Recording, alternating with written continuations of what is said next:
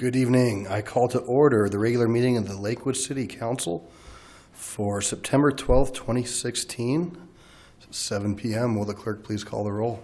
Hall. Here. Wickman. Here. Vincent. Here. Roybal. Here. Harrison. Here. Johnson. Here. Shakti. Here. Abel. Here. Coop. Here. Franks. Here. Gutwein. Here. You have a quorum. Great. Well, I'd like to welcome those who came out tonight in attendance. Thank you for joining us, taking part of in your local government, and for those who may be tuning in at home or catching up with us later on. If you do have a cell phone or a pager, I'd ask if you please put that bad boy on silent. And we're just going to wave to a young man who's here tonight, one of our scouts who's working on his badge, and I told him he didn't have to come down and lead us in the Pledge of Allegiance. But that's what we're going to do next. We're going to rise for the Pledge of Allegiance. Please stay standing for a moment of silent prayer.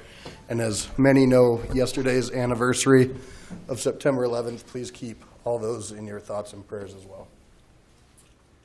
I pledge allegiance to the flag of the United States of America and to the republic for which it stands, one nation, under God, indivisible, with liberty and justice for all.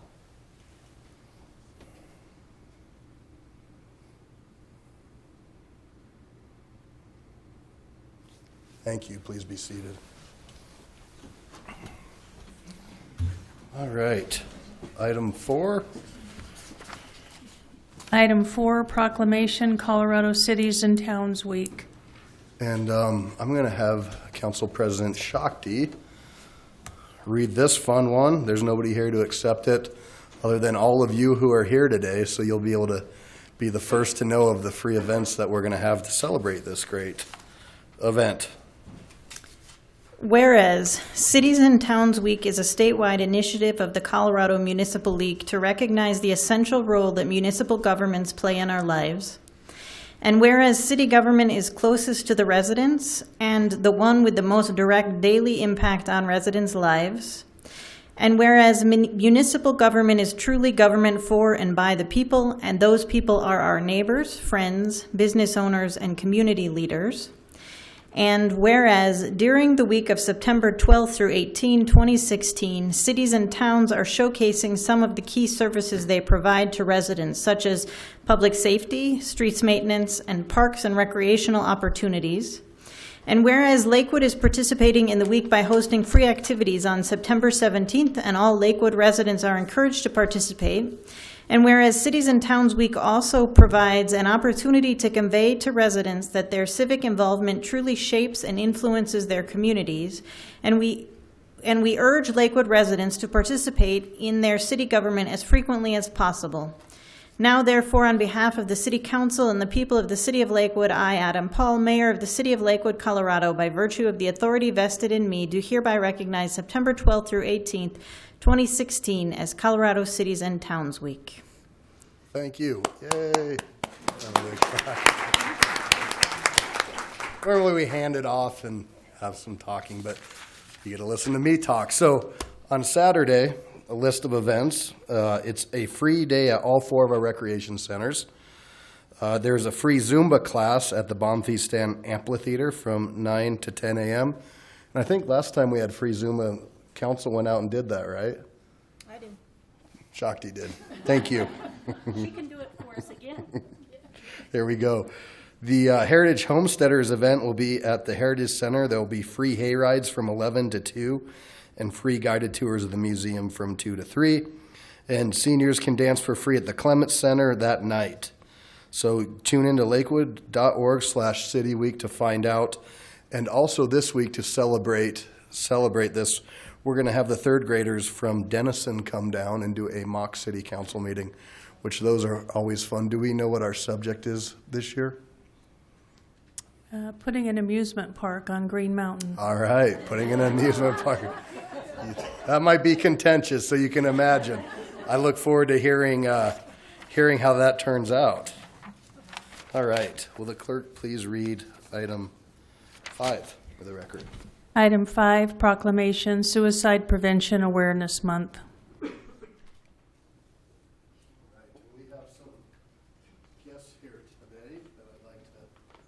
Invite down.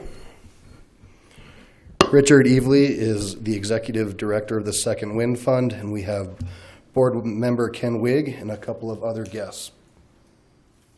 Come on, we can scrunch up here.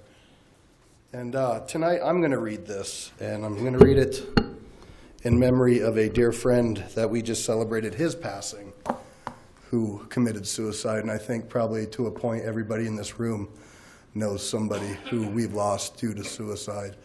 And another staff member, I found out today, it was an anniversary for her of a dear friend that took their life on today a few years ago. So want everybody to be able to keep in mind folks that we've lost and the folks that were left to live with this as I read this. Proclamation recognizing September 26, 2016 as Suicide Prevention Awareness Month. Whereas suicide affects all ages, genders, cultures, and socioeconomic levels.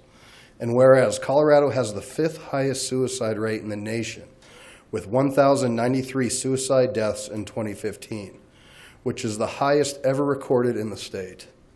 And whereas suicide also is the second leading cause of death in Colorado for young people ages 10 to 19, with more young people dying by suicide than by motor vehicle accidents. And whereas suicide deaths for teens in Colorado increased by 43% in 2015, and whereas youth suicides in Jefferson County increased 71% in 2015. And whereas Second Wind Fund is a nonprofit started right here in Lakewood in a response to 4 suicides in 1 year at Green Mountain High School. And it is now a leading suicide prevention organization in Colorado. And whereas Second Wind Fund has provided more than 4,200 children and teens at risk for suicide who had no other access to services with professional therapy, including paying for their treatment. And whereas the 15th anniversary Second Wind Walk Run to raise funds to pay for therapy for suicidal youth will be on Saturday, October 8th, 2016 at Clement Park. Now therefore, on behalf of the City Council and the people of the City of Lakewood, I, Adam Paul, Mayor of the City of Lakewood, Colorado, by virtue of the authority vested in me, do hereby recognize September 2016 as Suicide Prevention Awareness Month. Oh, thank you, Jared. Thank you. Yeah, thank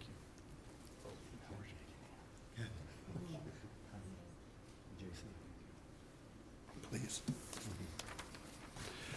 Mayor Paul and council members, thank you so much for making this proclamation.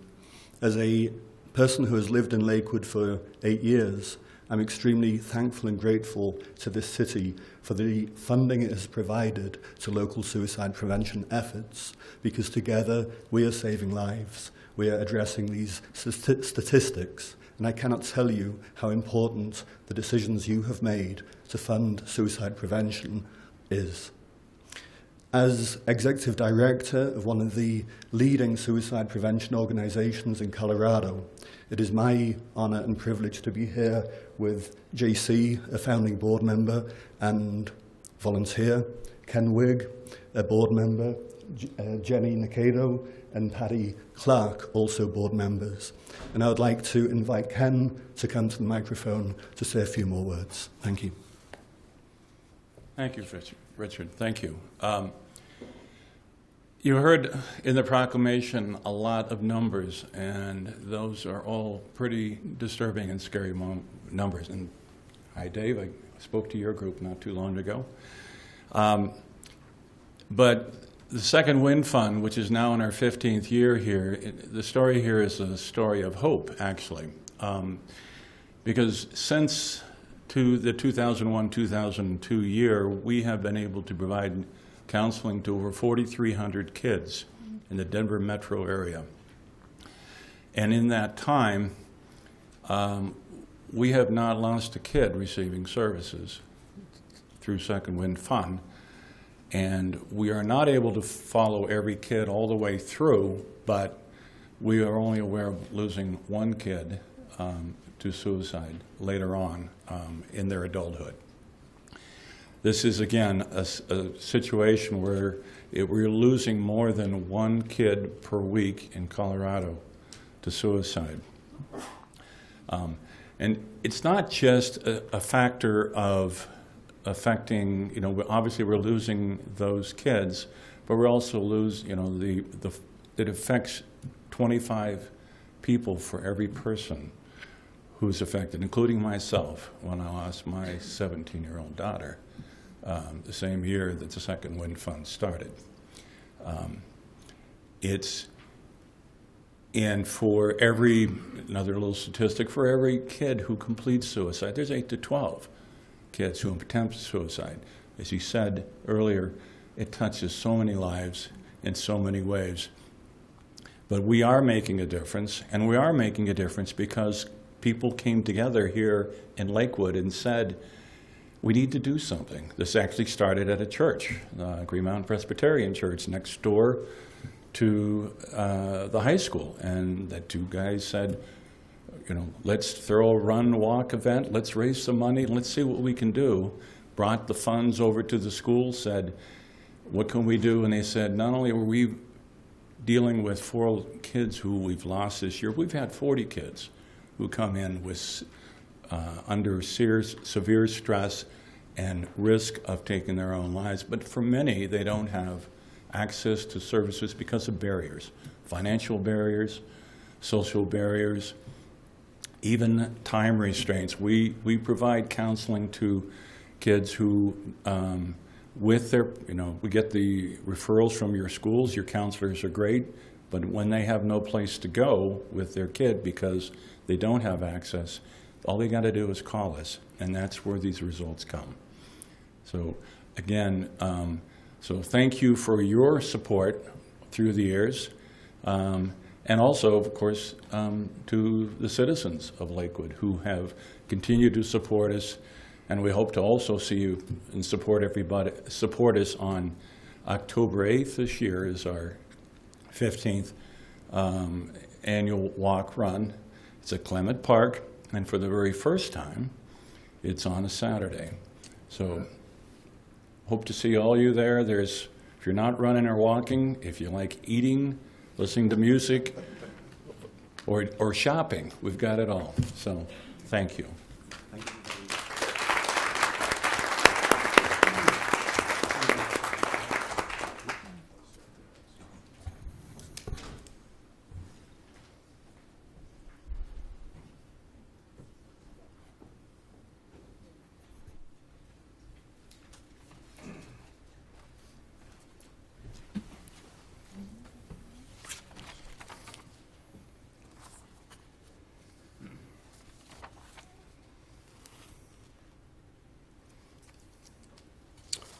All right. Moving on, and our folks just walked out of the room, but I thought what Mr. Kim said was the message of hope. And that's what we can do today and do as we continue to support the Second Wind Fund and their mission going forward. Those numbers were staggering, 71% increase in Jefferson County. All right, moving along. Item 6 is public comment. Public comment roster is available immediately inside the council chambers. Anyone who would like to address the council on any matter other than what is on the agenda will be given the opportunity after signing the roster. If you want to speak about something that is on the agenda, we'll get to that a little bit later on. So if it's on the agenda, or if it's not on the agenda, feel free.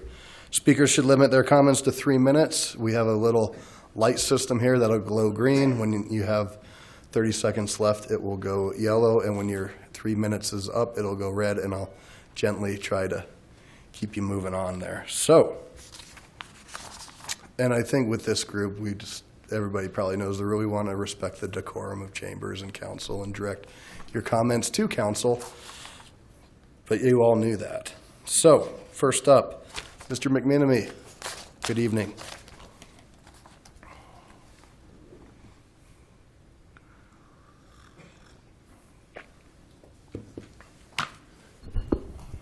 Good evening, Mayor Paul, members of the council. I'm Dan McMenemy. I'm the superintendent of Jefferson County Schools. I'm here on my personal time tonight to share information about the upcoming mill bond election and ask for your collective support. Our community expects and deserves to have excellent schools.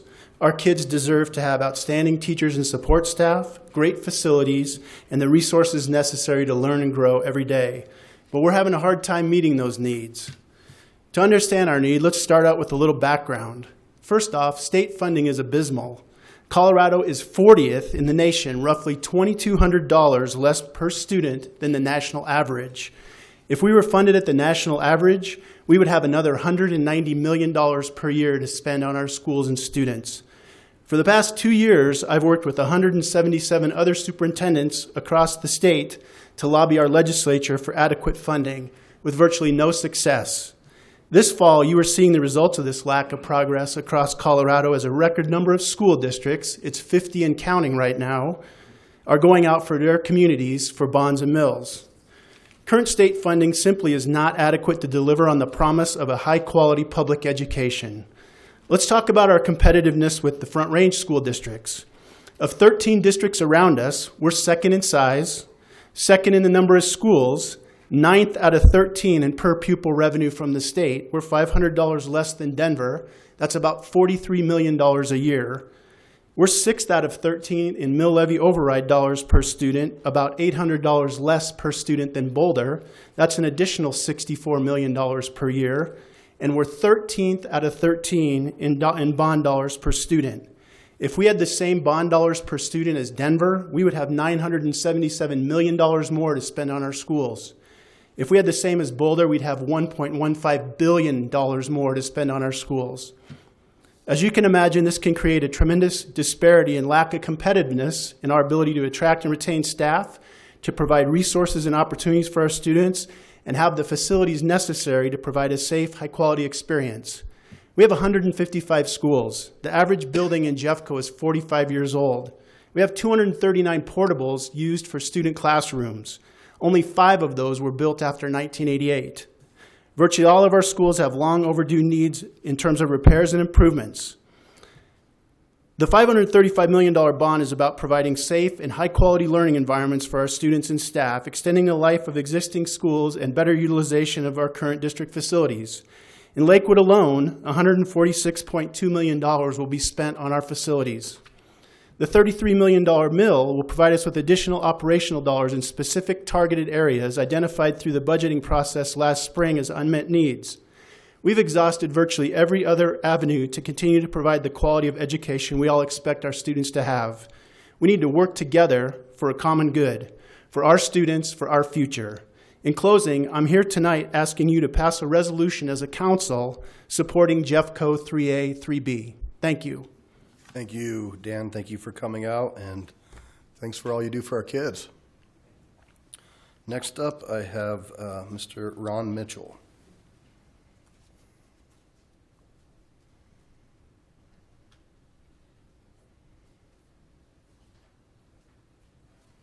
Good evening. Welcome. Good evening, and thank you, Mayor Paul, members of the Lakewood City Council. My name is Ron Mitchell. I am a Lakewood resident, by the way, but I'm really here to address you tonight as the president of the Jeffco School Board. So I own up to what I'm about this evening. Recently, our Board of Education approved a bond mill levy initiative to be placed on the ballot this November. I'd like to share with you my thoughts about why our Board of Education unanimously took that action. First, the need is urgent, and the financial conditions that exist today are excellent. The governmental bond rates, the borrowing rates are as low as they've ever been, and I believe as low as they're ever going to go. The state has a funding crisis. Dan mentioned that, we're short $80 million a year. That happened. We have to learn to live with it and chart a brighter future for our students. We have not made major investments in our buildings since 2004. And we believe as a board that we have a responsibility to protect the prior investments of citizens in our buildings over the last decades, actually. One component of great communities is great schools, not the only component. I get that. You guys think about a lot of things, roads and police and parks and recreational facilities. I understand your role. Mine is education. I believe schools play an important role in our communities. The impact of this bond mill on all of our residents, tonight I'm speaking to you, so I'm going to say your residents, is significant. New and improved buildings and improved learning environments for our students, increased compensation for teachers, improved safety and security for students, a high priority for us, increased mental health services. I was thinking about that when I listened to the last presentation. Increased funding to each of our schools, expanded career pathways for students. That's one of the goals in our 2020 vision. And we want to ensure that our students are career and workforce ready. I'd like you to know that we have a couple of major endorsements. We're working on others, but we do have the West Chamber of Commerce that has endorsed this package. And interesting, and I'm pleased with this one, the Jeffco Charter Schools Consortium actually has endorsed this. I am here tonight to ask that this council consider a resolution in support of our 3A and 3B measures. I know that I'm asking you to support a tax increase. I get that. I do not, however, believe that this should be a partisan issue. And I'm going to try to convince you that I really do believe that. It's not just convenient to say, but rather, what I believe is that it is our collective responsibility, regardless of our political beliefs, it is our responsibility as citizens to ensure that our young people receive a quality education and are prepared to be successful and face the challenges that lie ahead of them in the future. We, collectively, are responsible for preparing tomorrow's leaders. And then I would like to say, Sorry, sir. Adam is telling me it's time to wrap it. I want to say thank you for your time. I'd like to leave a draft resolution with. We can leave that If with I the may. clerk. I have no illusion that this is exactly what you need to do, but if it makes it easier for you to consider it, that's fine. Thank you for your time. Thank you. Thank you for coming out.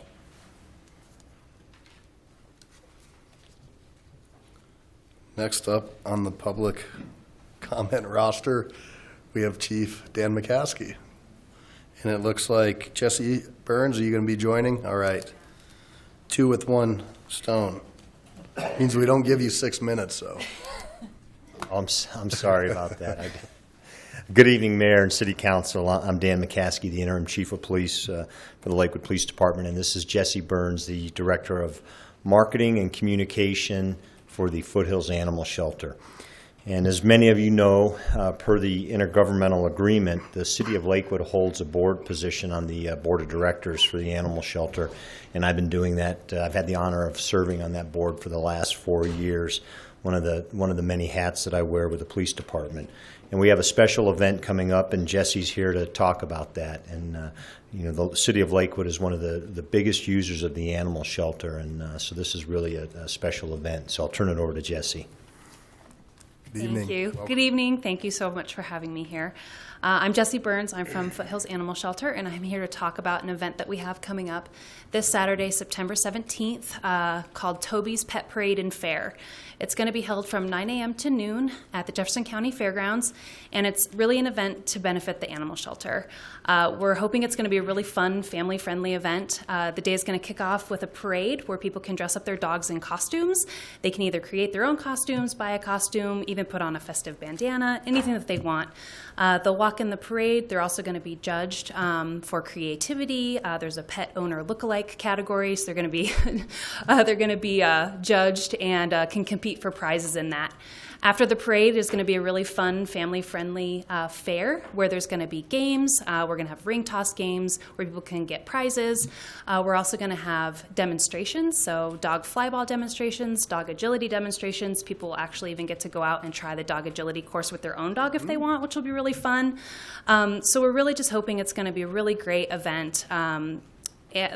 We're just encouraging a lot of people to come out and support us.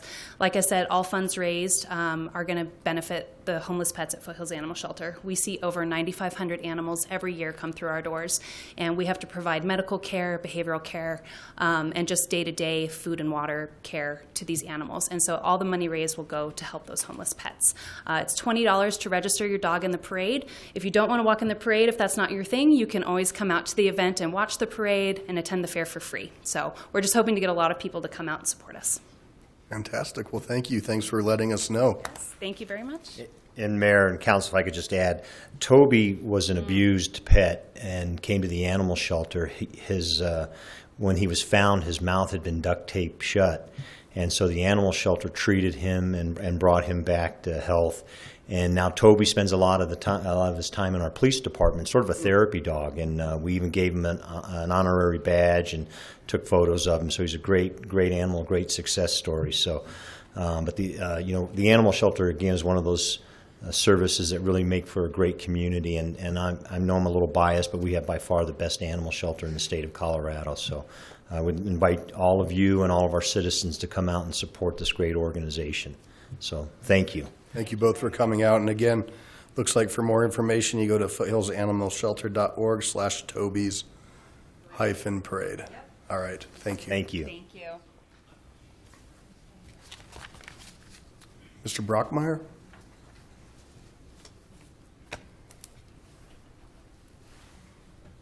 Good evening. Welcome.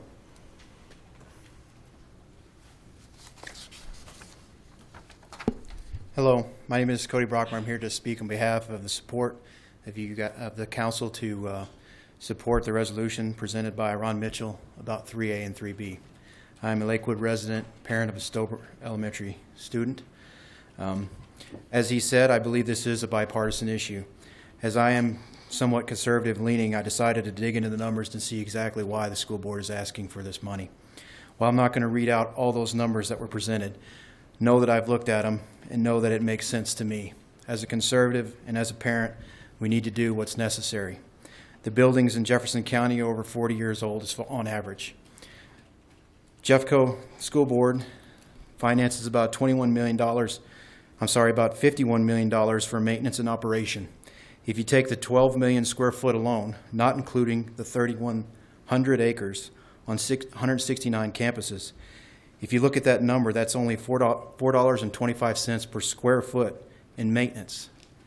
That's if you just use it for maintenance. They also have to operate, they have to maintain the facilities, they have to maintain the acreage, and keep the schools running. So if you've asked me, and if you actually look at the average cost to maintain that type of property or that facilities, I think they do an excellent job.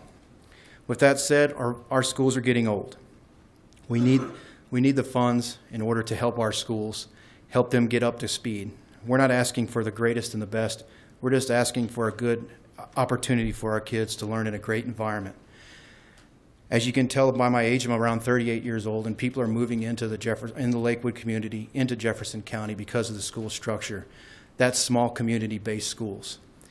If we don't pass this resolution, there's a chance we could lose those small community-based schools. What does that mean to the community, not just the parents? That means that we lose open space that a lot of the public rely on. That includes, facilities that are used for voting, that are used for meeting space for the communities. So it's not just about educating our children. It's what the public actually uses those facilities for. That's, again, why I'm also in support of keeping these. In my particular instance, in Stober, if we lose that property, which, by the way, was donated by the Stober family, if we lose that facility and that property, there is not a park and open space in our neighborhood for our kids to play without crossing a major intersection. So there's a lot of things that go into it other than education whenever we're asking for this money. And when we go and we ask you guys ask the constituents in your area who may not have kids in public schools. When you ask them for this money, it's going to affect them as well through either property values, open space, meeting space, and things that affect them as well. We're here because we want good education areas for our kids and have competitive salaries for our teachers, but we also want to make sure that the entire community still has what they've relied on for years, and that's access to those facilities. Again, I thank you for your time, and I ask for your support. Thank you, sir. Thank you for coming out tonight. Next up, Ms. Schooley. Good evening. Welcome. Thank you. Good evening. My name is Stephanie Schooley, and I am a Lakewood resident in Ward 1, and I'm also a parent of 2 little troublemakers who go to Stober Elementary School in Applewood. I am also here to strongly encourage you all to support a resolution for 3A and 3B. You've heard a lot of information in the numbers about how critical funding levels are for Jefferson County and how much of those resources will remain in Lakewood supporting K-12 facilities, teachers, and support staff. As a Stober parent, when we heard that Stober was on the list of potential closures in the initial draft of the master facilities plan for the school district, we convened together not just parents, but members of the local homeowners associations, local business members, most of my neighbors who are retired and haven't had children in K-12 schools in a while, but who think about Stober as an anchor institution, as a lot of Lakewood schools are. The small community schools model is critically important, not just for us who find that to be of value for the way in which our kids are educated, but also for my neighbors who count on that close relationship and understanding of who's in their community that creates the inclusive community that I know that Lakewood really values and wants to see happen in the future. As we move forward, and I greatly appreciate the collegiality of Superintendent McMenemy and the Jefferson County School Board in listening to sometimes persistent testimony and requests and emails and phone calls from members of my neighborhood and across Jefferson County, but in Lakewood specifically, what Stober means for being able to educate our children, not just for their future college and career opportunities, but also for how they engage in communities as Lakewood residents. Our students have a really good understanding based on our example that we've set in showing up to school board meetings and going to city council meetings, that this is their school and that we need to make a strong case and fight for what is really important to us. Stober celebrated its 50th anniversary last year, and that is somewhat clear in the lack of investment around some of the rust in the water and the failing mechanical systems. It is a Herculean effort that the support staff, teachers, and administrators go through to provide a high-quality education to our students with that lack of investment.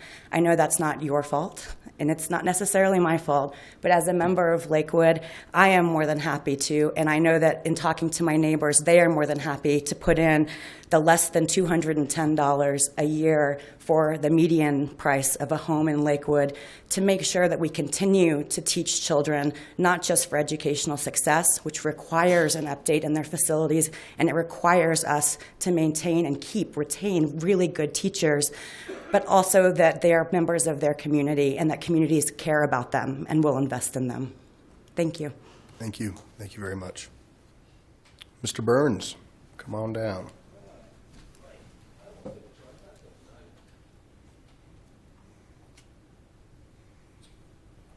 Good evening. Welcome. Hello, Mike Burns. Lakewood. Been here a while. Getting to that, big no there. I mean, this tax proposal increase is just the cost of the payback alone, almost double, is absolutely absurd. It's a terrible proposal. So there's other ways like tightening the belt. Secondly, I don't know where it stands in Lakewood, but please, no retail weed. That will just bring crime to this city. I think you guys addressed it a month or two ago. We can't have that. That just brings crime. How much money, I'm wondering, goes to? I'm wondering about this basically unconstitutional fee for dog licenses in Jefferson County. Where does all that money go? According to, I believe it was Ms. Hodgson and others, every penny, not one of it, goes to the city of Lakewood. It goes to all benefit and financially keep Foothills Animal Shelter standing up. Why? Why? Under the guise that we'll be able to bring your dog safely home if he gets out. Really? That's what dog tags are for. And if people are, if they can't go out and go to PetSmart and buy a dog tag that has a name and address and phone number on it, I don't see any benefit to this. It's unconstitutional. Taxation without representation. the city under the guise of penalty of law. I can get a ticket if my dog isn't licensed. So, Mayor Paul, you and I talked about the 6th Avenue eastbound exit ramp off of Union about 3 years ago, I believe. I saw another accident there. The lane that you know exactly, I don't know, I don't have time to, but it's not a continuous lane when you're getting onto Union, heading southbound on Union, and there's been too many accidents right there because I don't know why, but most people think that's a continuous lane. I know a cop car got hit there when he was investigating a traffic accident. So if we can do something about that, I mean, look into it. Mr. Mayor, I know you and I discussed it, and you thought it was rather stupid that it didn't have a continuous. In fact, you thought it had a continuous lane, if I recall our conversation, and it was not. So, how long, again, I talked with traffic engineering, how long is it going to take for them to do the lights, the signals? They said they were working on the north-south corridors, but I've gone from Pierce all the way to my home to Mississippi, Ohio, whichever way you turn, and I've hit every red light more than once in the last year. So I see my time's getting close, but God, I could go on and on. If somebody could ask the traffic department guy what's going on with the engineering there and the traffic lights, it's been a year or more. So thank you so very much. I appreciate your time, and you all have a great night. Thank you, sir. Thank you for coming out tonight. Mr. Redmond, come on down.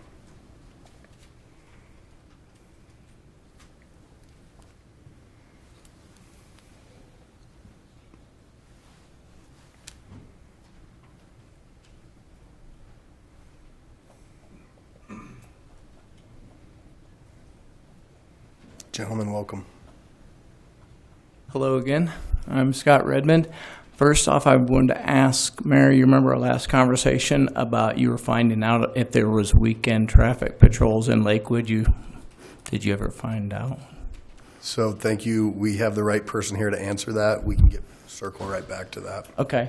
And I spoke with David and Barb, or our emails, and this is my neighbor because I don't want it to seem like this is a Scott problem. And I will continue to bring a neighbor in here every 2 weeks. The noise on Morrison is a problem, a huge problem. I've talked to Officer McClaskey. There seems to be a disconnect on what I consider patrolling and setting up effective speed traps. There's drag racing. I have a 19-year-old who lets me know what the kids do. Turn your lights off on Morrison and drag race. Happens till midnight, 1.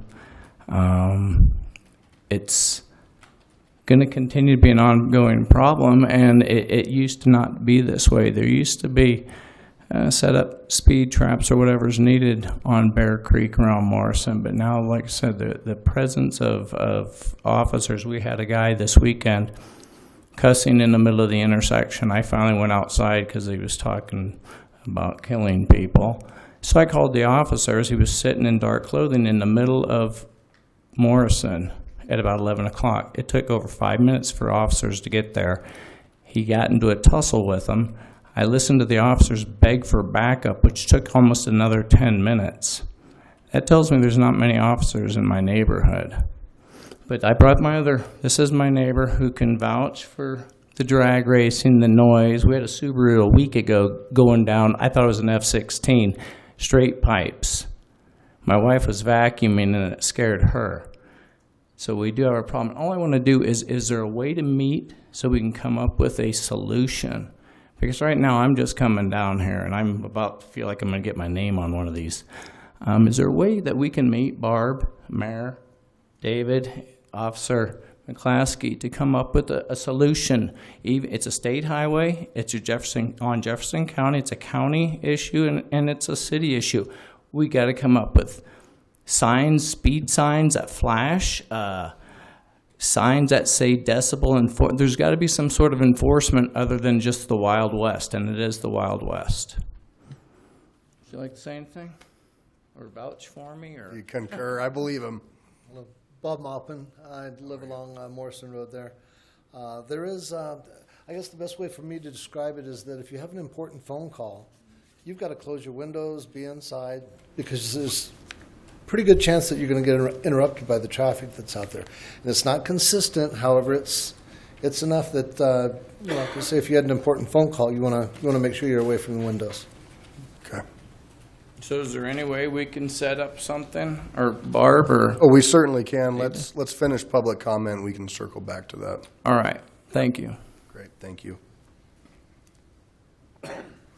And you were the last on, but is there anybody else in chambers who wishes to speak, who has not had an opportunity to speak? All right, with that, I will close public comment. We certainly can have a meeting, and we can have a meeting with our public works folks and our police department, and I'd be more than happy to attend that, as I'm sure both council members would be as well. So I'm hearing a little bit more about enforcement type issues, and do we have traffic team on the weekend? Is that Chief McCaskey? Yeah, good evening again, Mayor and City Council. We have 2 traffic teams, and we deploy them during the week because we have rush hour traffic, and we deploy them where they're most needed, morning and evening rush hours. That's where we have our most accidents. Statistically, we need those teams during the week. That doesn't mean we don't have traffic enforcement on the weekends. We do. As a matter of fact, I was speaking to a sergeant today who said that one of his agents works on Morrison Road constantly. Unfortunately, as you all know, you may not see a police officer because he may be on other calls, and just because you don't see him doesn't mean he's not there. So we don't have our 2 traffic teams working enforcement on weekends because they're needed during rush hour during the week. But we do a lot of traffic enforcement, and our traffic teams are not the only 2 teams that write tickets. They're only a small portion of our enforcement efforts. We have a lot of agents that write traffic summonses. So we do have traffic enforcement.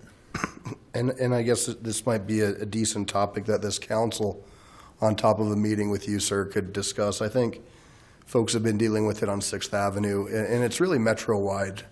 You're starting to see excessive speeding, the motorcycle problems of folks on the motorcycles. But that's what we hear about on 6th Avenue is the speeding motorcycles, doing wheelies, things like that. So it's not isolated to the Morrison Road.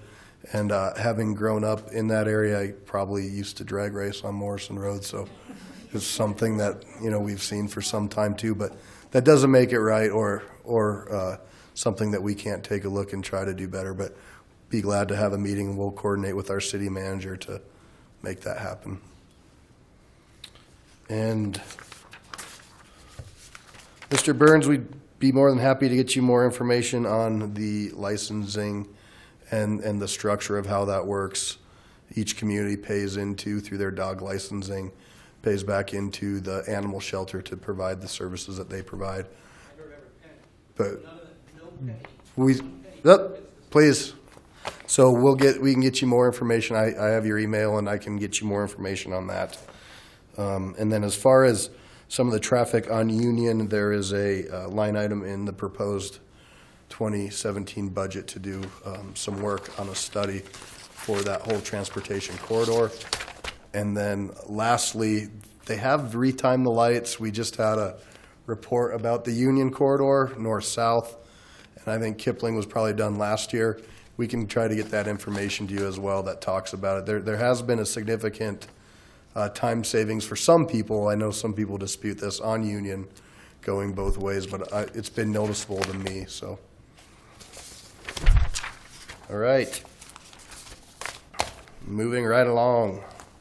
The consent agenda. And before I go into the consent agenda, I just want to make a quick comment. This council's been together for almost 10 months now, and everybody's been working hard to work together and really do a good job representing the people. And I really want to thank everybody up here for the hard work and what they do. And it hasn't always been easy, and sometimes we don't always see the same, but it's been a nice cultural change, and I thank everybody for that. One thing I wanted to point out and just mention to the group before we go in, because some of these items that we deal with can be quite complicated and there can be a lot of questions. I want to just always encourage council to reach out to staff prior. We're trying to get the packets together sooner, and that way staff has an opportunity. If you have questions or concerns, they can try to either address them prior or they're ready to answer those publicly as well. I know Councilor Wickman, I think you sent in a few today, and that was really helpful for staff to know where you're coming from and have an idea how to answer. So I want to continue to encourage this council to do that. So the use of the consent agenda has been made to expedite council action. It contains both resolutions and first reading ordinances. Resolutions are items of a routine nature. Members of the public will have an opportunity in a moment to comment on any of the proposed resolutions. First reading ordinances appear on the agenda only for the purpose of setting future public hearing dates. I don't think we have that tonight, so I'm going to skip that.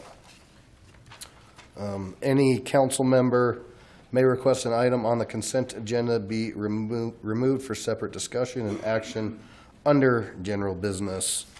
Will the clerk please read the items on the consent agenda into the record? The consent agenda consists of items 7 through 11 inclusive. Item 7, Resolution 2016-39, authorizing the City of Lakewood Deputy City Manager, Economic Development Director to execute a professional services contract for the city's 2016-2017 Lakewood Housing Study and authorizing expenditure from the Economic Development Fund in the amount of $85,000.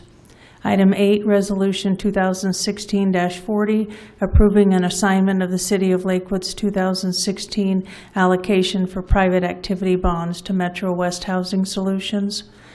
Item 9, Resolution 2016-41, adopting the Jefferson County Multi-Hazard Mitigation Plan Comprehensive Update, April 2016. Item 10, approving the minutes of the regular City Council meetings of June 13th, July 11th, July 25th, August 8th, and August 22nd, 2016. And item 11, accepting minutes of the Advisory Commission for an Inclusive Communities Executive Committee meeting of March 2nd, 2016, and their full commission meetings of June 15th and July 20th, 2016. Thank you, Councilor Wickman. I'd like to pull items 7 and 8. Right. We will move items 7 and 8 to general business. So, Council President Shakti, I'll ask for a motion to accept the consent agenda minus items 7 and 8. Is that acceptable, Mr. Cox? Mayor Paul, I move for approval of council minutes, for acceptance of the minutes of boards and commissions, and for adoption of resolutions minus items 7 and 8, all of which are included in the consent agenda, items introduced into the record by the city clerk. Second. There's a motion and a second. I need to open public comment on item number 9, which is the remaining resolution, 16-41, adopting the Jefferson County Multi-Hazard Mitigation Plan. Is there anybody in chambers who wishes to speak on the item? Seeing none, I will close public comment. We do have Mr. Jesse Miller here if there's any questions. He's our emergency manager and maybe new to some of us, so welcome. Are there any questions? Shakti. I just want to say that I think this kind of planning is critical, and we do it at all different levels, and it's good to see it happening at the county level, coordinated with the different cities. Right. Any other comments? Councilor Wickman. Yeah, I didn't pull it because it's not that big a deal, but I hang around scientists too much, and they talk about the electromagnetic pulse. I know I brought it up before. I didn't see the subject covered at all, and I really think we need to be thinking about that. Okay. Any other comments? All right. There's a motion and a second. Please cast your votes.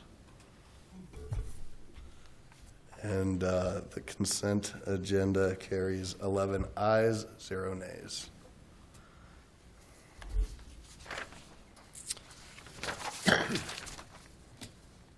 Moving on to item 12.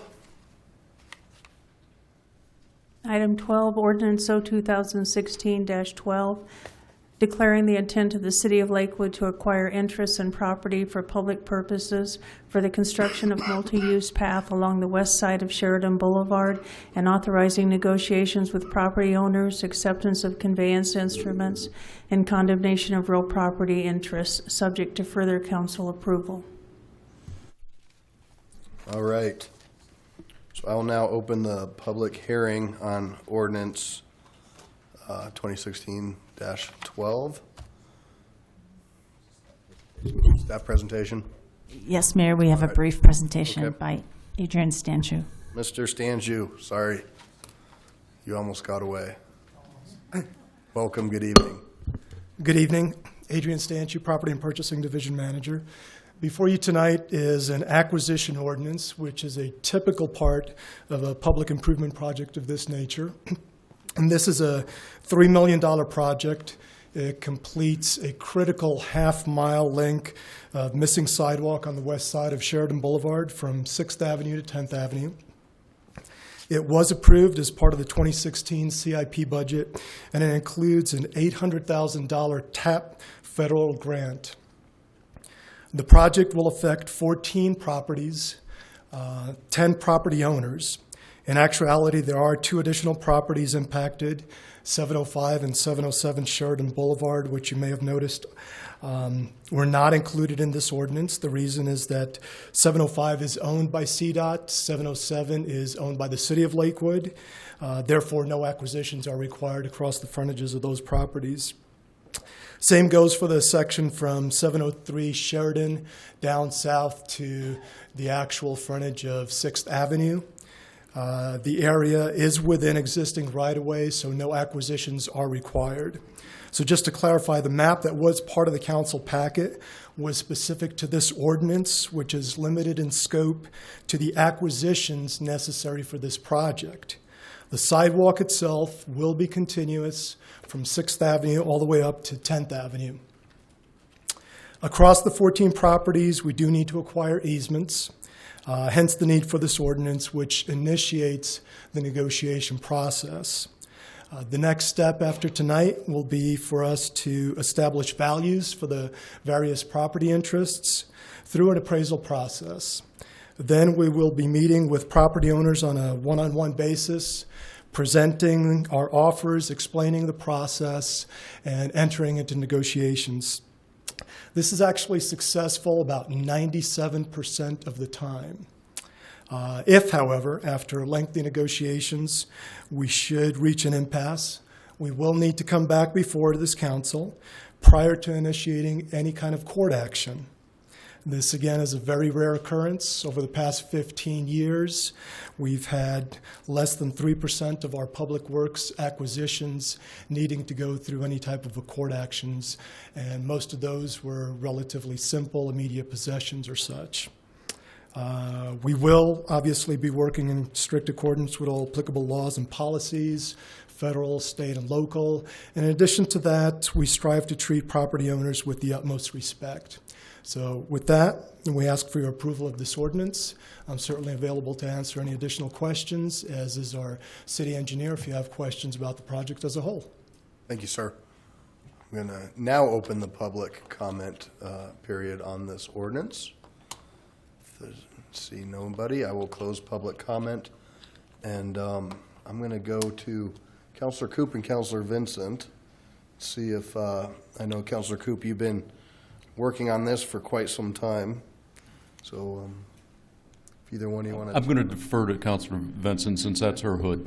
It is my hood. And my hood's very excited that this is finally coming. It has been a project that's long overdue. I think finally the city said yes, that we need to connect those pieces. I just can't say enough good about it. And I know the neighborhood is very, very excited about it. Right. And it'll help economically too. Right. Councilor Harrison and Councilor Franks. I just wanted to clarify one thing and to make sure that I understood the process correctly. What we're voting on tonight is just giving you, Adrian, the right to go and talk with people It isn't condemning any particular properties, correct? I want to make sure that I understand what I'm agreeing to. Thank you. That is correct. Again, if we do reach an impasse with any of the property owners, and it's specifically in this ordinance, we have to come back to City Council for an additional resolution of approval.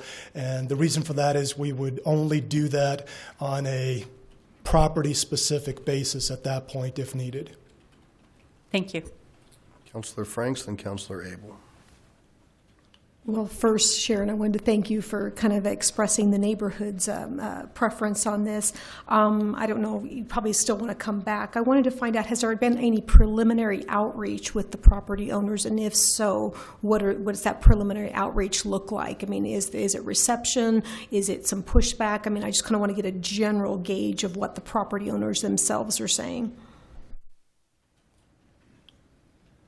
There has been some contact with the property owners through our Public Works Department, both with our engineers and with the surveyors that have gone out and surveyed the properties. So far, the reception has been generally positive.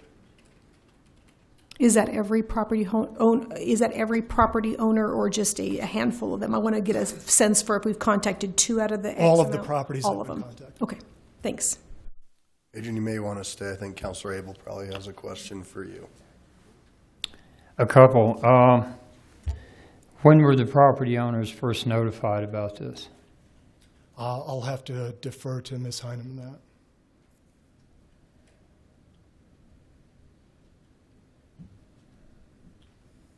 Good evening.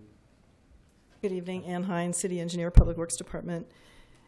Our project engineer has been contacting the property owners individually, and the contact started in July and August this year, once we had a conceptual plan developed. How long have we been looking at this? Is it in this year's budget? Yes, it is in this year's budget. Have we made any good faith efforts to bargain for these properties without the threat of eminent domain? And I know you did say that you will have to come back to us to actually get eminent domain approved if need be. But this resolution calls for you folks to be able to wield that carrot, maybe, of eminent domain in front of the folks you're bargaining with. We have not had any negotiations with the property owners. We have not even proceeded to the appraisal stage yet. That would be the next step. We would be getting an appraiser on board. We will notify the property owners that the appraisers will be visiting their property. Once we do get the valuations established, take some work between city staff and the appraiser consultant. Once we do get that done and establish valuations, then we will sit down with the property owners one-on-one and make that initial offer. But we are months away from that right now. Thank you. Councillor Roybal. Thank you. Quick clarification. The sidewalk from 7th Avenue going to 6th Avenue, there's a street that they can drive in through. It's a service road that they have on the north side of 6th Avenue. My question is, you said you were going to have a continuous sidewalk. There's like a drop-off right there on 6th and Sheridan. Are you going to put a retaining wall with the sidewalk going up? South of where the service road comes in, there will be a retaining wall. And the sidewalk will be up on the level of Wadsworth. Okay. Are we going to do any work on the service road to improve that drainage system there? Just got to ask. Yeah, I know.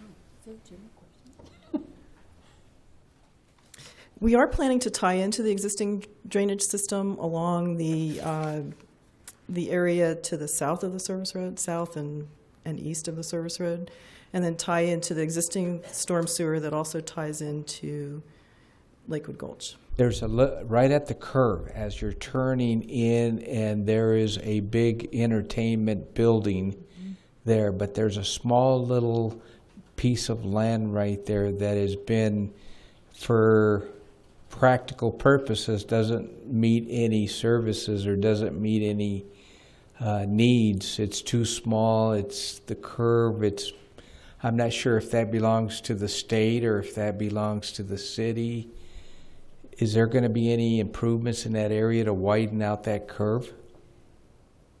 If I understand the parcel that you're talking about, it's the small parcel. Right next to the big building. Right, and that is a private parcel, not owned by the city or the state, and the project does not extend to that limit. Okay. So that's all I needed to know. Thank you. Council President Shakti. I just want to say I'm always excited to see sidewalks getting built. That it's one of the things that I think we all hear about most is that residents would like more sidewalks, particularly on these major streets where we really need them. Make a motion. And now I will make a motion. I move for adoption of ordinance O 2016-12. Second. Right, there's a motion and a second. Councilor Abel has a comment.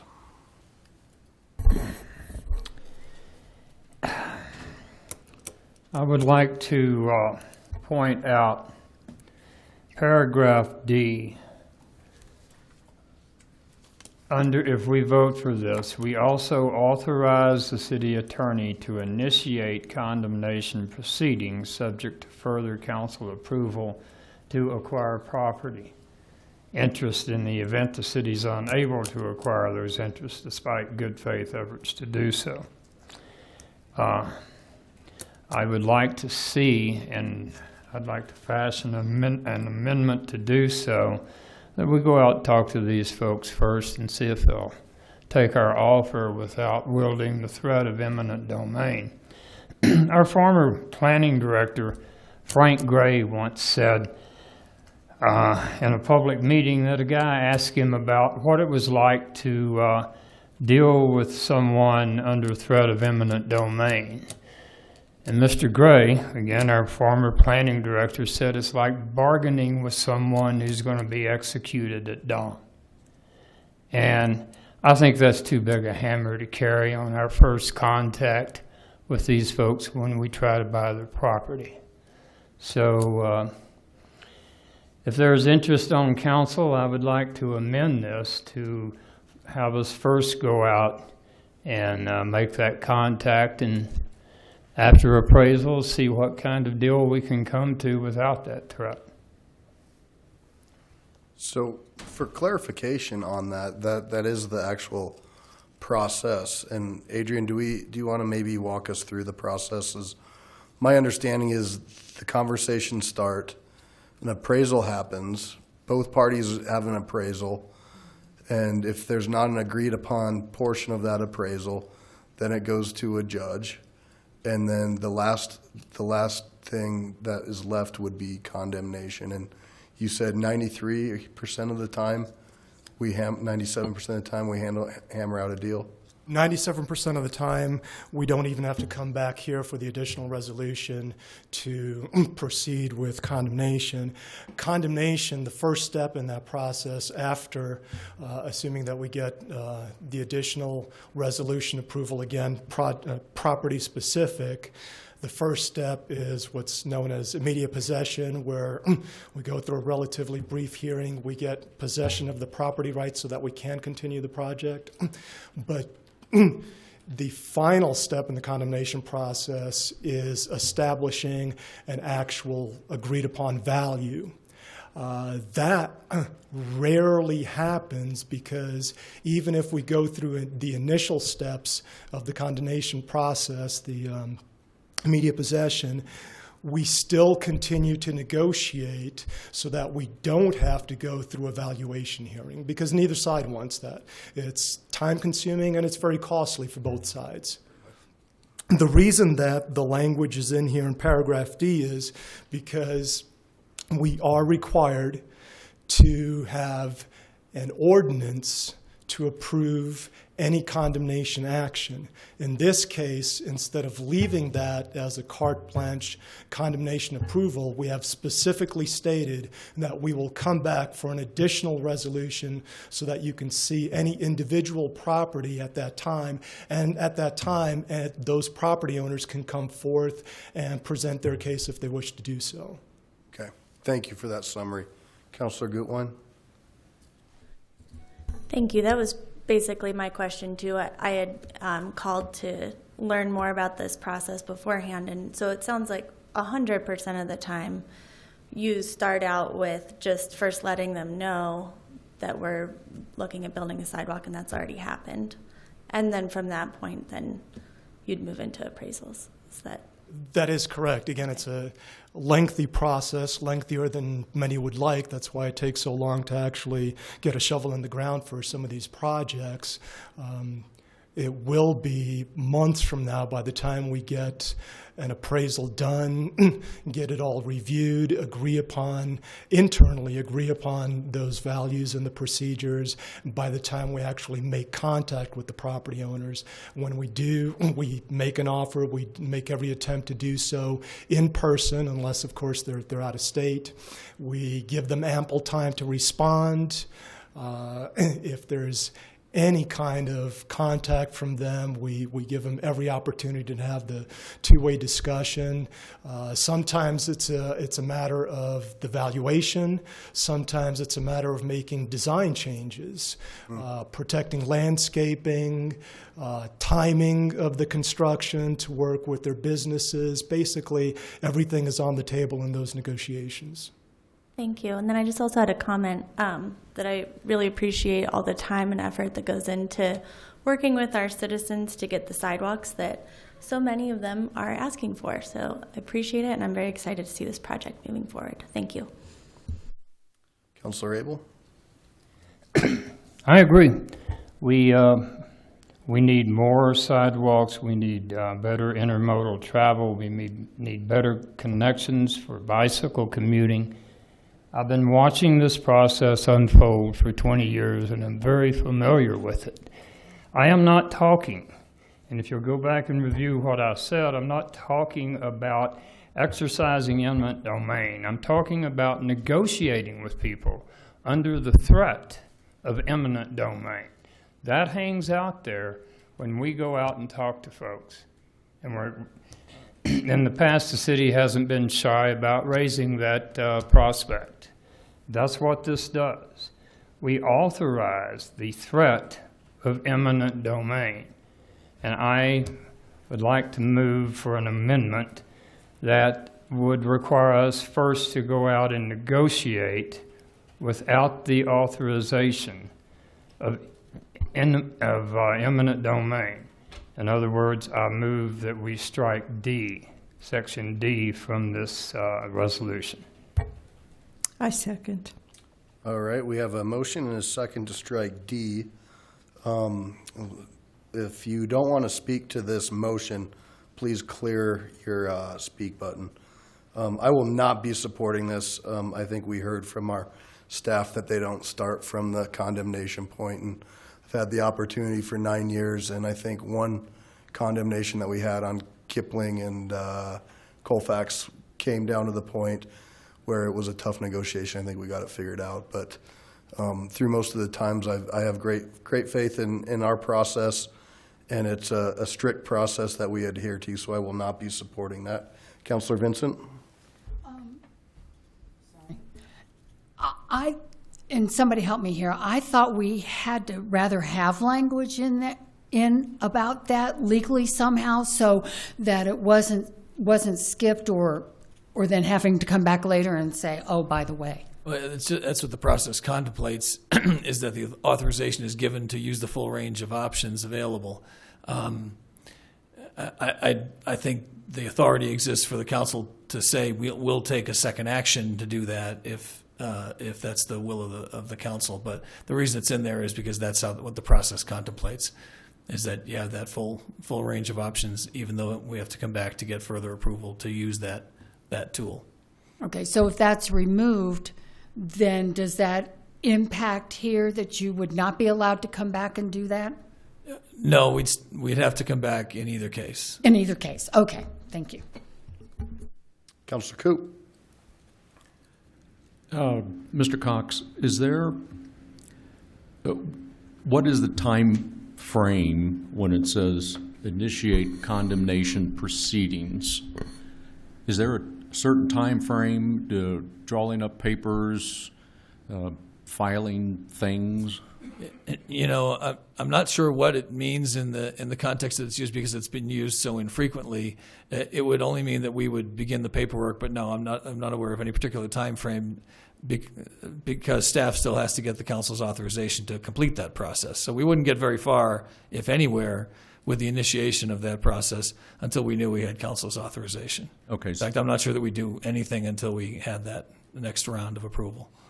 You wouldn't start anything unless there was some indication we may need to. It might be identifying the necessary documents, finding previous versions of them, you know, sort of getting the preliminaries together, but I don't think we'd want to invest a lot of time in it, knowing that there's the ability for council to reject that option.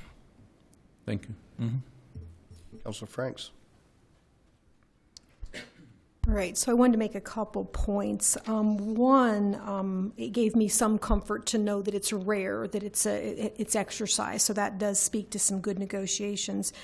Two, one of my duties here is to make sure that we're being careful with our funds, and my concern about taking it out is that it does not demonstrate that this is something that the city is investing in correctly. If we're not sure if we're going to go to that next step, meaning if we're not sure we're going to put that sidewalk in, then it looks like we're going to be spending quite a bit of money to get to that point, only to then. So again, I'm concerned on that front, and so I do have enough comfort that we would do fair negotiations and we would treat our citizens and property owners fair. But the question I had then is, since it has been being contemplated and is in this budget book that I'm sitting on to raise me up because my chair won't raise, and it's this thick, so it raises me nicely, what are we contemplating for then for this outlay then? Is that in the budget, meaning have we estimated what we think those properties are worth, and that's in the budget book I'm sitting on? Got the short chair? I got the short chair. Not happy about it. Property acquisition is included in the budget, in the estimated budget. Do you know what that line item is, just because I'm using it to sit on?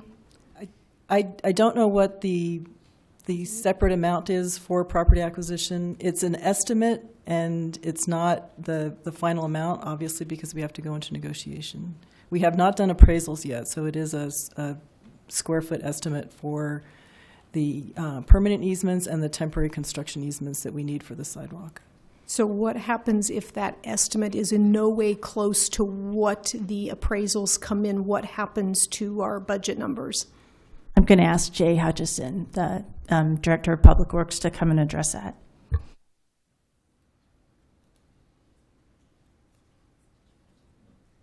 Good evening, sir.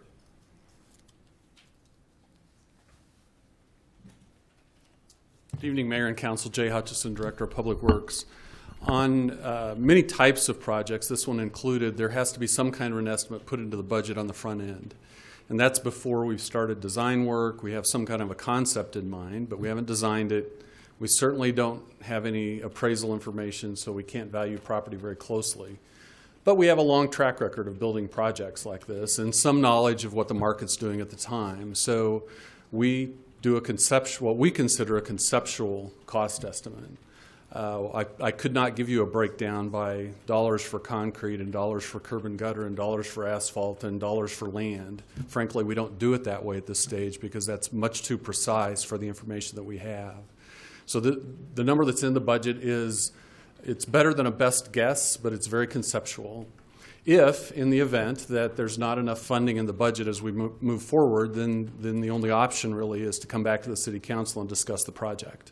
And at that point, the City Council would have the option of either not doing the project or funding it otherwise. I should also note that there is a provision in the budget on capital projects for some contingency. And that's contingency not associated with every individual project, because we don't need it for every project, but there is contingency available.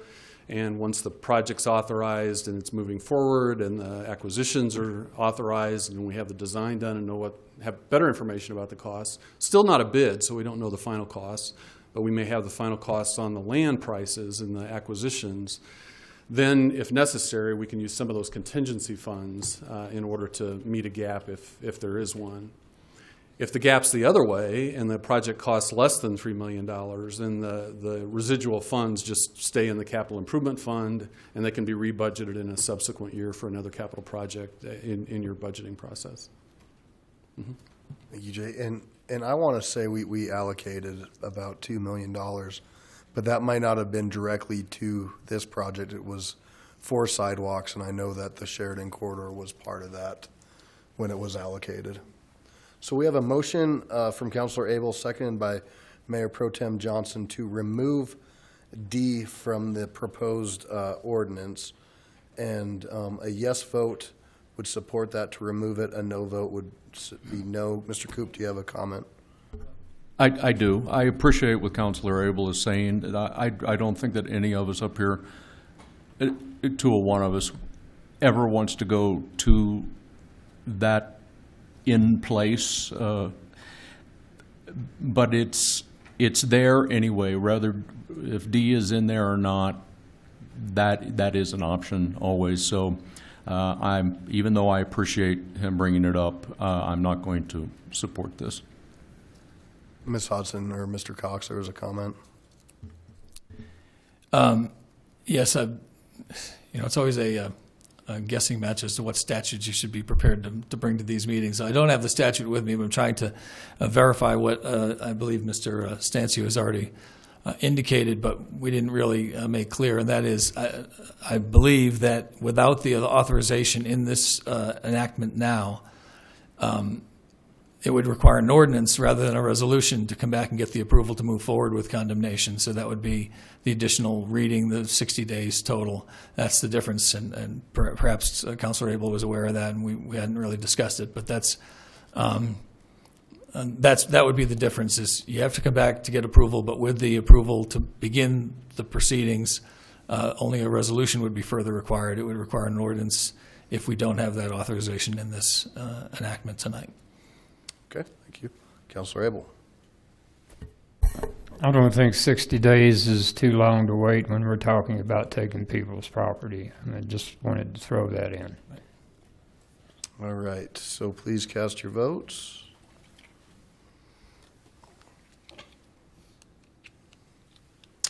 And that fails. The 7 noes being Paul, Vincent, Harrison, Shakti, Coop, Franks, Gutwein. All right, back to the original motion, which is ordinance 2016-12.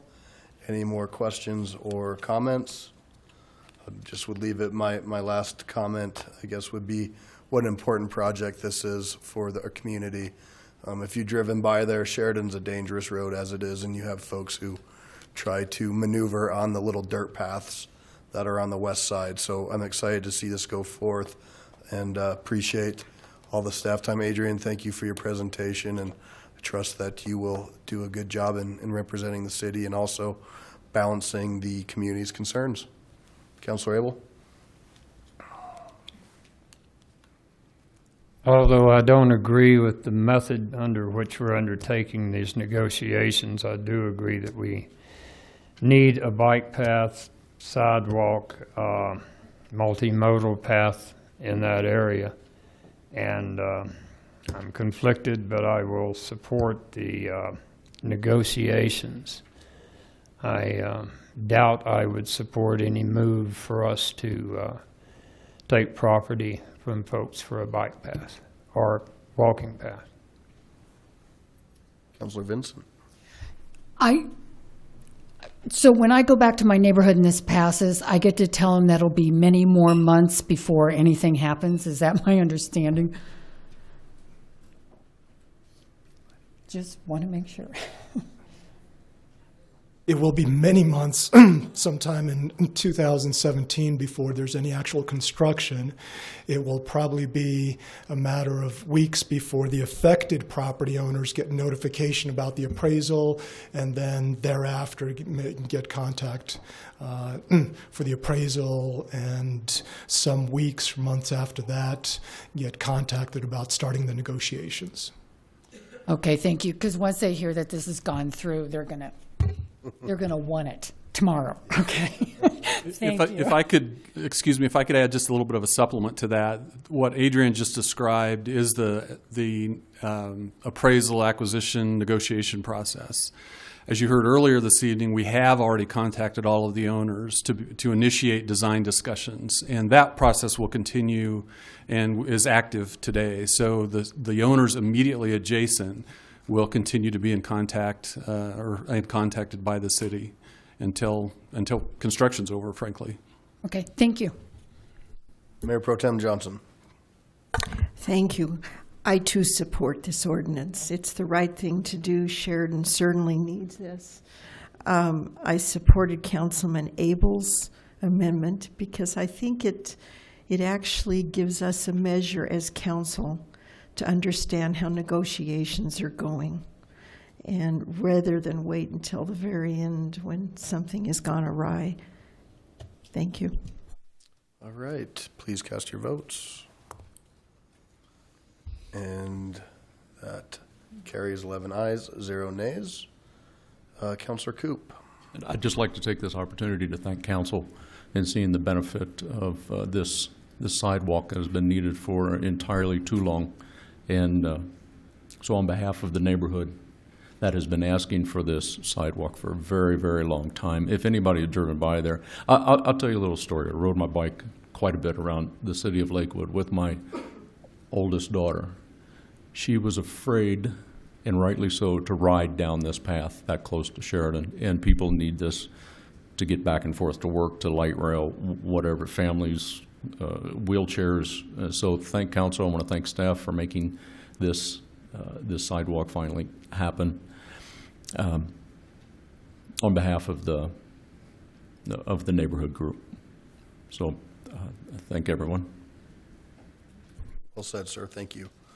All right, we'll now go to general business. Will the clerk please reread item 7, resolution 2016-39 in the record?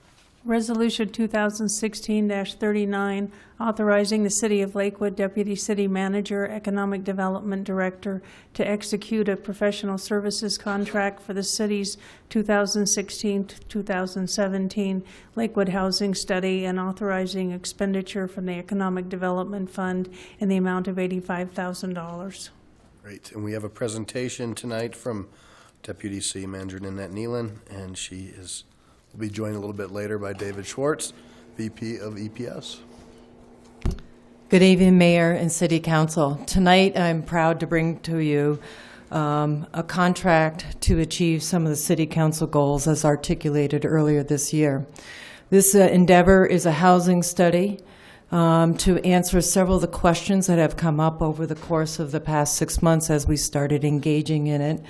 And we'll go through some of those questions in our consultant's presentation.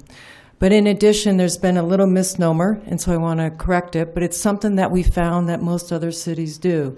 This is not a study about affordable housing only. Affordable housing is one component of the housing choices that we'll be exploring for the city of Lakewood. And when we do that, we're looking at 3 main elements of this study. The first is to identify what exists in the city of Lakewood today. And as much as that seems like a simple question, it is not. And there's several databases, and our consultant will engage in pulling that information together. That will give you that perspective, and we hope to have that complete in early October as an information data point. Once we get that, we'll start looking at and working with City Council for education of understanding the complex housing situation, different terms of art that are used interchangeably, An example is affordable housing and attainable housing. And so that all of council has a common notation of terms, so that when we start working with the further identification of a vision that the City Council can develop for housing, we all speak with the same acronyms. With that, we're also looking at another education session that will come out of after our first education session, and that will be determined by you. But we've anticipated one of those education sessions could look like, here's the cost of development, and why do developers develop where they do, what costs are in part of the project, and that's a choice that City Council can direct us as staff and the consultant to complete.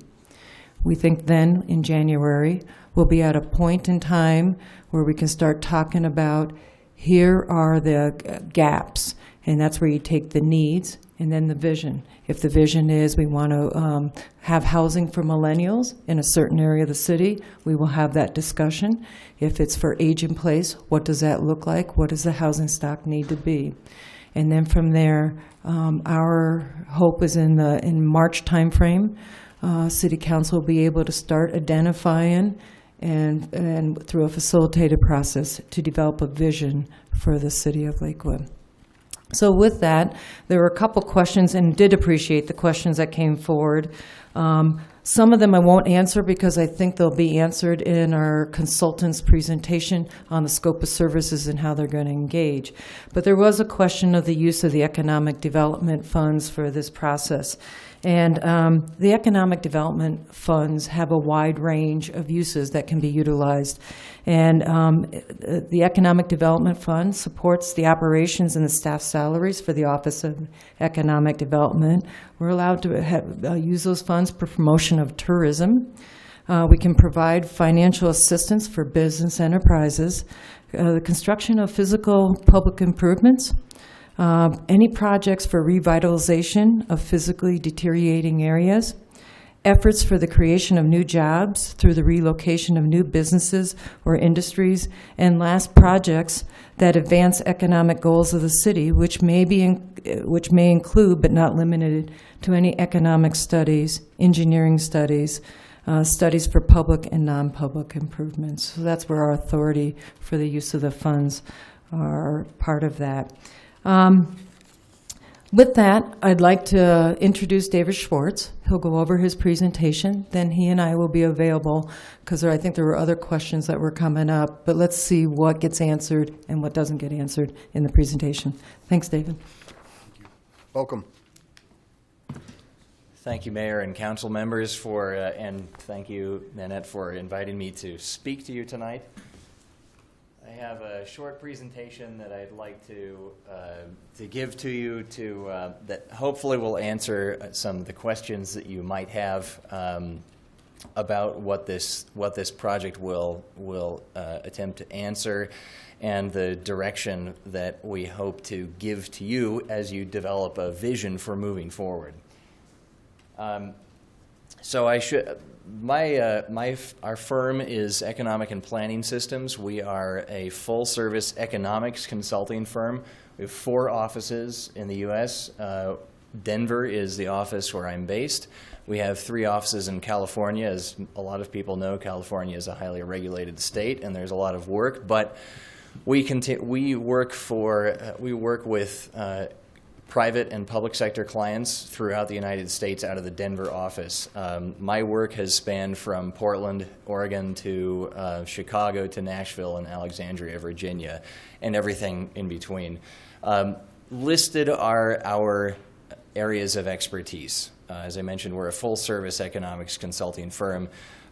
Tonight, I'm speaking to you on a few of our areas of specialization. My areas of specialization in particular, as I've been at EPS for 10 years, are housing policy and feasibility, economic impact and development studies, and industry analysis, and also forecasting, as well as development feasibility. So the specializations of the staff that will be supporting me on this effort include the full range of the areas of expertise that we have. A few types of work that we do in the area of housing policy and feasibility are listed on the left side of your screen here. I would like to highlight that our work is not just limited to public sector clients in terms of housing. It is not just limited to affordable housing or even just workforce housing. We work with developers, for-profit developers. We work with nonprofit developers. We work with development authorities. We work with regional authorities on market, residential, non-residential, mixed-use, industrial developments. We work on fiscal and economic impact studies related to land use, related to a variety of different things that touch on housing. We also work on the full spectrum of more traditional planning documents, such as comprehensive plans. We work on consolidated plans, and everything in between is listed there. On the right side of your screen are a few of our recent clients. I have worked for all of those clients. This is representative of the last 3 years, except for the city of Aurora. We have conducted some type of housing work for each of these communities, not just in the metro area, but as well around the U.S. These studies have addressed a very wide range of topics that I'll get into when I touch on the scope of services that staff identified in the RFP we responded to. I was asked to list out a couple of our current clients. On the left side, we have some of the clients that we're currently working with in terms of housing. We continue to work with the City of Nashville, the City of Portland on on-call economic services, also housing related. Reno, San Antonio, Chaffee County. CDOT is up there, yes, because we're working with them to understand how to identify disposition strategies for their properties. As you know, they employ a large number of people that service rural and mountain communities as well as urban, and they have housing needs as well, and we are helping them with a strategy and financing strategy for the disposition of those properties. We also continue to work with RTD as well as a number of other regional transportation districts, the mountain towns included, and resort communities like Telluride and non-resort communities like Norman, Oklahoma. But we're also doing a lot of different economic impact work currently with the North Texas Tollway Authority, the Truckee-Tahoe Airport District, to Pagosa Springs, the Association of Air Medical Services in D.C., and some other non-Denver metro area clients. In this graphic, I don't want you to get overwhelmed by the visual here. This is really merely to visualize something that we sort of perceived as we read through the RFP that staff wrote. We thought that staff did a really good job in identifying questions that should be addressed in a comprehensive housing study. And so on the left side of the screen are 7 questions. This was one of the more vague RFPs that I have seen, but one of the more broadly written and appropriately broadly written RFPs that I have seen, which allowed latitude in the responses, speaking from my own experience in writing lots of proposals. But a number of those questions here I thought were extremely important, not only number 1, which are what types of housing are available and what types of housing are needed by different types of housing, by different income levels. That means from the lowest to the highest income levels to meet the workforce needs and to meet current and future resident needs. But more importantly, to address some questions that are not often picked up in housing studies and in city policy documents. And that is number 4, how are transportation and housing aligning? Number 6, what are the impacts of multifamily development on parking standards and demand? These are issues that are intricately related to housing in general, and they inevitably come up in council discussions and political discussions on policy development and strategy implementation, but that often don't get included in the body of work. And so I commend your staff for having the foresight to include those. Now, the relationship between the visual here is that we've addressed all of these questions in some combination, if not in total, in a variety of recent projects that fall into 4 of our different areas of expertise. I won't bother you with going through that list, but the point is we have looked at these issues. They are not new to us, and they are appropriate issues to look at in this kind of a study.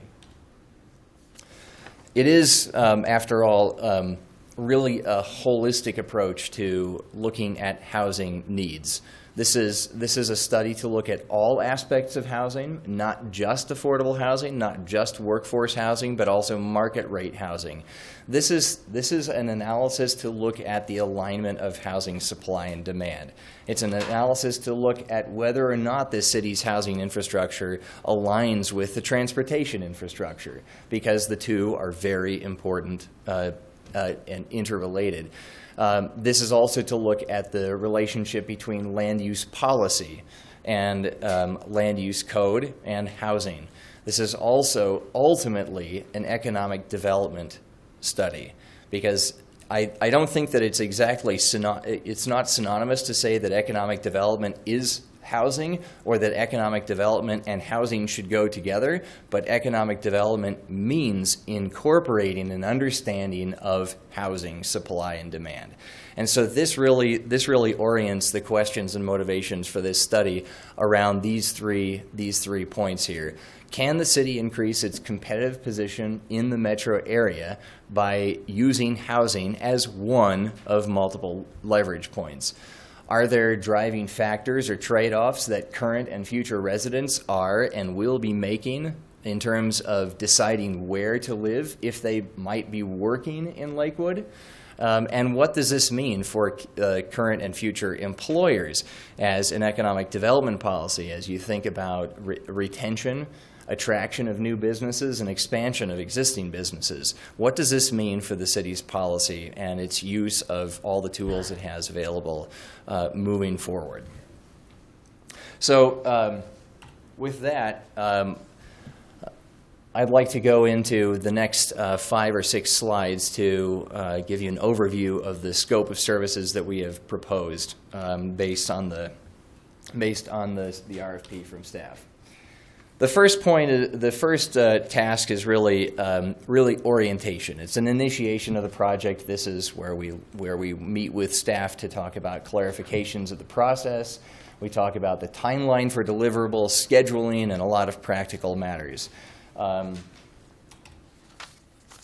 Task 2 is really where we get into a lot of the detail. The task 2 is Actually, I apologize. Task 2, the old task 2 was where we got into a number of the details. Task 2 is to identify what sorts of educational sessions we would like to work with you on.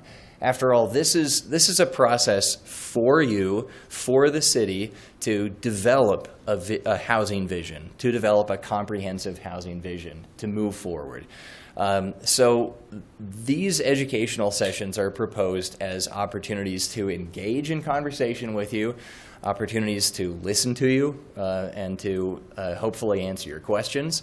The potential topics that we have proposed are Housing 101, which is just a silly nomenclature for looking at general terminology, so that when we're speaking about certain types of housing policies, certain types of efforts, certain types of funding, certain types of initiatives or planning concepts, that we're all on the same page. The second potential topic is the cost of development. This is something that I found to be very helpful with other city councils. It would not be the first time I have done this with city councils. It is a very interesting study to engage in on identifying the cost of development. We, as market analysts and feasibility experts, work with developers very frequently on understanding the cost of development and market and financial feasibility. This potential topic would allow you to would allow all of us to get into a little bit more of the weeds of identifying how land costs have changed over time, how labor costs have changed over time, how labor shortages play into that, how materials costs have changed over time, as well as to understand, and this reflects a bit back on the city itself, actually, is to look at how much taxes and fees may have changed over time, as well as looking at other types of soft costs. Additional topics there are listed, but those I think are really kind of a process that will evolve as discussions proceed. And the right side graphic there is just to show housing is not just a single faceted issue. Housing is a really complicated issue. There are a lot of different there are a lot of different topics this covers, and there are a lot of different areas of purview that housing issues touch. There are national issues that affect housing supply side and demand side issues. There are state and regional factors that influence the housing market, and there are local factors that affect the housing market. So there are multiple components to task 3. The first part of this is the supply side analysis. The questions of the supply side analysis is intended to answer are how much, in what condition is the inventory? Where is the inventory? We would be looking at this on a ward level, if not a very similar level.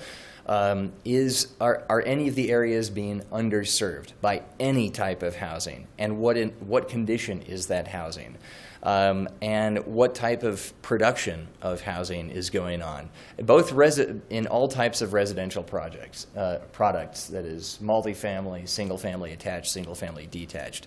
This is a comprehensive look at a number of different pieces of data that come from a variety of different sources on the right side of the screen there.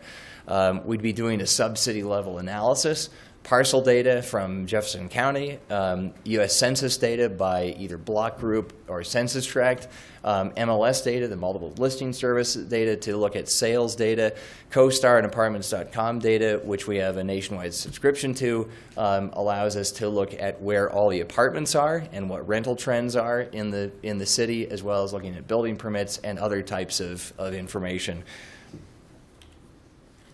The second part of the data analysis is to look at the demand side. The demand side is obviously the flip side to the first component, but in combination, these two pieces form a critical foundation for understanding where there may be gaps in the existing housing inventory. So this would be looking at a variety of data sources from household incomes to wage levels, to activity centers such as employment centers, wage levels. This is looking at commuting patterns, that is commuting to and from other areas in the Denver metro area, if not surprising locations elsewhere outside of the state of Colorado, as well as looking at growth projections, either our own growth projections of the metro area, which we've done, which I've personally done quite frequently, or looking at national secondary sources such as the BLS's trends. So this is to really look at some of the important questions ultimately, which are not only on the one side who is being underserved or served, but how well the current inventory is meeting those demands. There are a couple additional questions that can be answered through this, such as the last question on the left side, which is whether there is a value capture element to this. That is entirely possible. In some previous studies, we have looked at this, and there is a tremendous willingness to pay by residents, either current residents or potential residents and future home buyers, for the willingness to pay to be near amenities, to be in close proximity to either transit, to be in close proximity to schools, parks, open space, sidewalks, recreation, whatever it is. There are a lot of different aspects of this that can be looked at. So I think I've touched on how you formulate the housing needs and gaps, but the purpose of this is really to answer a number of questions here. What types and price points of housing various types of residents by income level are looking for, how that will change over time, what types of environments and proximities to services people are looking for, and really understanding how well the city's neighborhoods and activity centers are aligning with those current and future needs. I'll move through these next few slides rather quickly. I think I only have a few left, actually. But we are including a survey. This is not a household survey of the community residents. I understand that there already has been a community satisfaction survey completed or is underway at the moment. We having completed a lot of surveys in concert with these types of studies, are very aware and sensitive to the fact that people get survey fatigue. And the mountain communities get a lot of survey fatigue, I can tell you that. But we don't want to fatigue your residents with additional surveys. So this is going to be a unique survey effort in that we are going to identify a selected number of neighborhoods around the metro area to understand that are chosen for demographic reasons and certain reasons to understand why those residents didn't choose Lakewood as their residence. So we are proposing a unique survey effort to identify what is important to people. This will be used in conjunction with the findings of the community survey that the city is conducting. I want to make that clear too. And this will help us understand how satisfied people are with the community, and also things that the city can be looking out for as you are developing a vision for moving forward to address those needs. So now we get into, there are two more pieces here before the final task in this. This is the alignment of transit and housing. There are really two components to this, and one of them is quite easy to address. That is the first question: how well is the transit system aligning with the current housing inventory? That analysis could probably take about a day of my time to do. But the second question would not take a day. To what extent does the city want development to occur around transit? That's a different question, because not only are you looking at this from a subjective point of view, but you're also looking at this from a planning perspective. You're looking at this from the perspective of where transit might be in the future, not just where it is now. And so this really requires some rigorous thinking around the idea. But this little diagram is from work we did with RTD for the East Line market readiness assessment. We looked at all the station areas, we looked at what types of market dynamics were present at these areas, and what types of development potentials each of the areas had. I'm not saying this is the type of analysis we're going to replicate for the city in this project, but it is the type of awareness that we're bringing to the city on this effort. The second piece, and the other interesting question of the data analysis, is the multifamily housing and parking demand element of this. This issue has come up in countless cities around the country in the establishment of housing policies, in financing, in incentive structures, in a variety of different land use areas. Again, we were pleased to see this in the RFP because as the metro area is likely to continue to face growth and demand pressures, the city of Lakewood is also going to face growth and demand pressures, and is also going to face continued challenges of the suburban to urban type of evolution of land use. And where you have that type of a dynamic present is where you need to contemplate how, for example, parking demand relates to different types of potentially denser land uses. And so this is a really good question to have asked in this study, and very relevant for the city. And my last slide is really to bring it all together.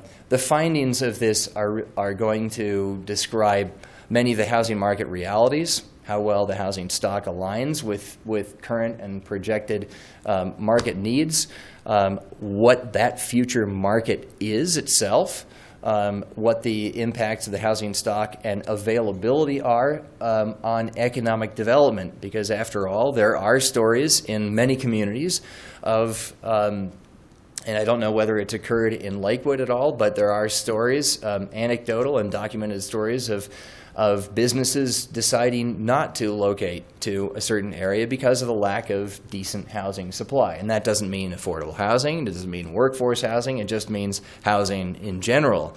And so this is really an orientation to the larger goal of making this really an economic development effort.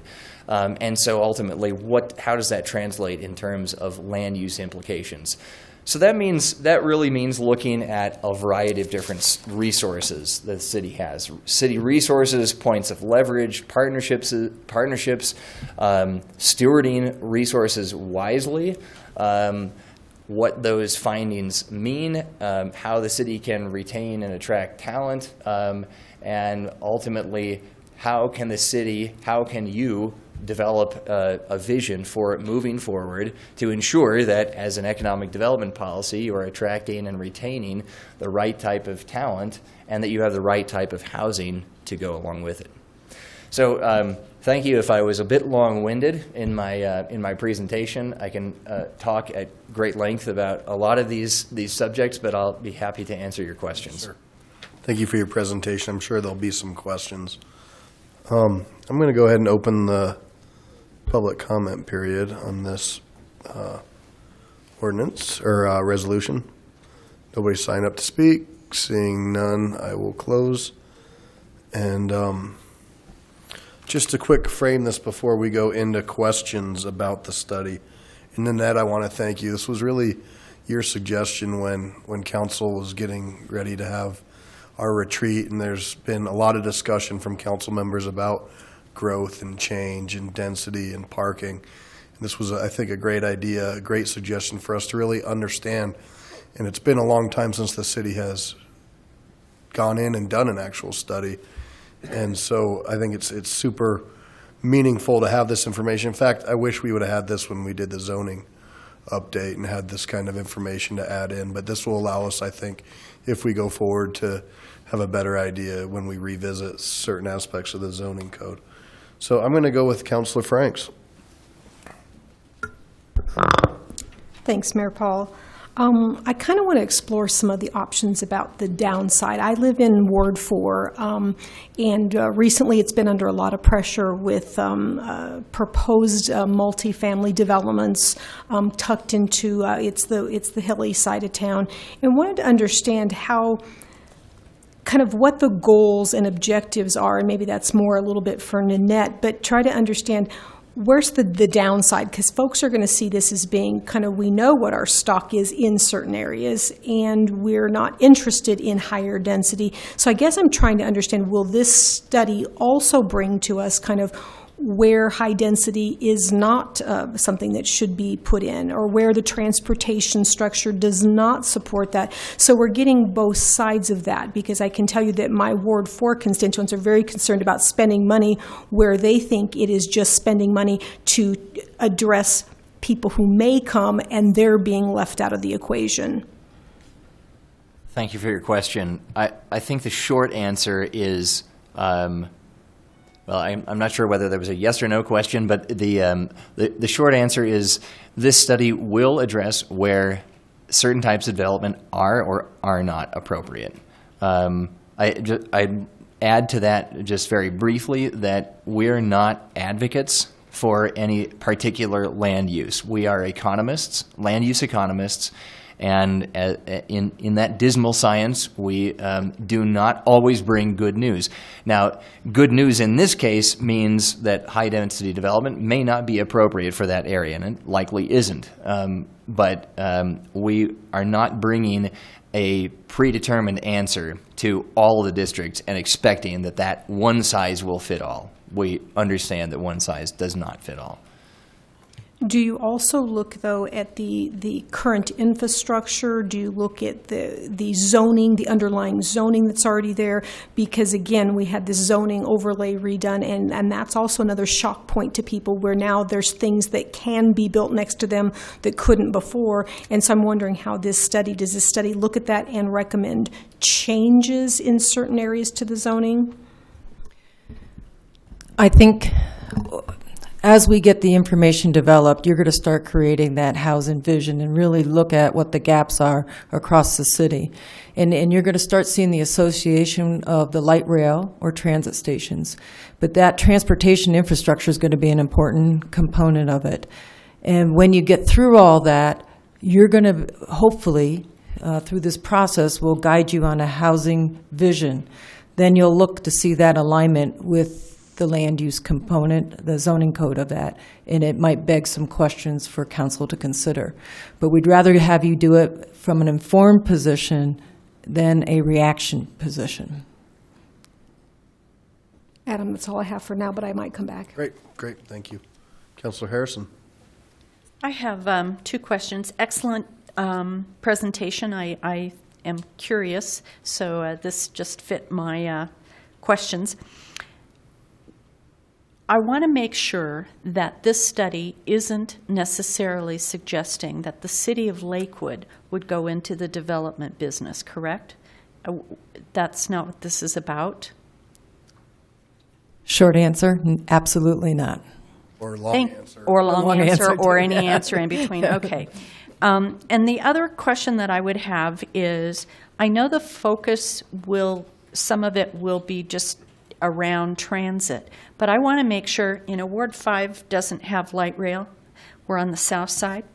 I want to make sure that in addition to this, we're looking at needs for seniors, because seniors are really valuable in the city of Lakewood. We want to make sure, one of the we keep hearing is, I want to stay in Lakewood, but there's not housing stock that I can stay in Lakewood. And they don't necessarily want to move into a high-rise, patio homes or whatever. And I realize we can't make a developer do that. But will your study be looking for that kind of stuff too? You'll be looking at the age demographics and et cetera, so we can age in place? Short answer is yes. The long answer, which is maybe only about 10 times longer, is that in one of the slides to talk about the data analysis, I failed to mention that one of the cohorts is to look at age as well as product type, income level, and location.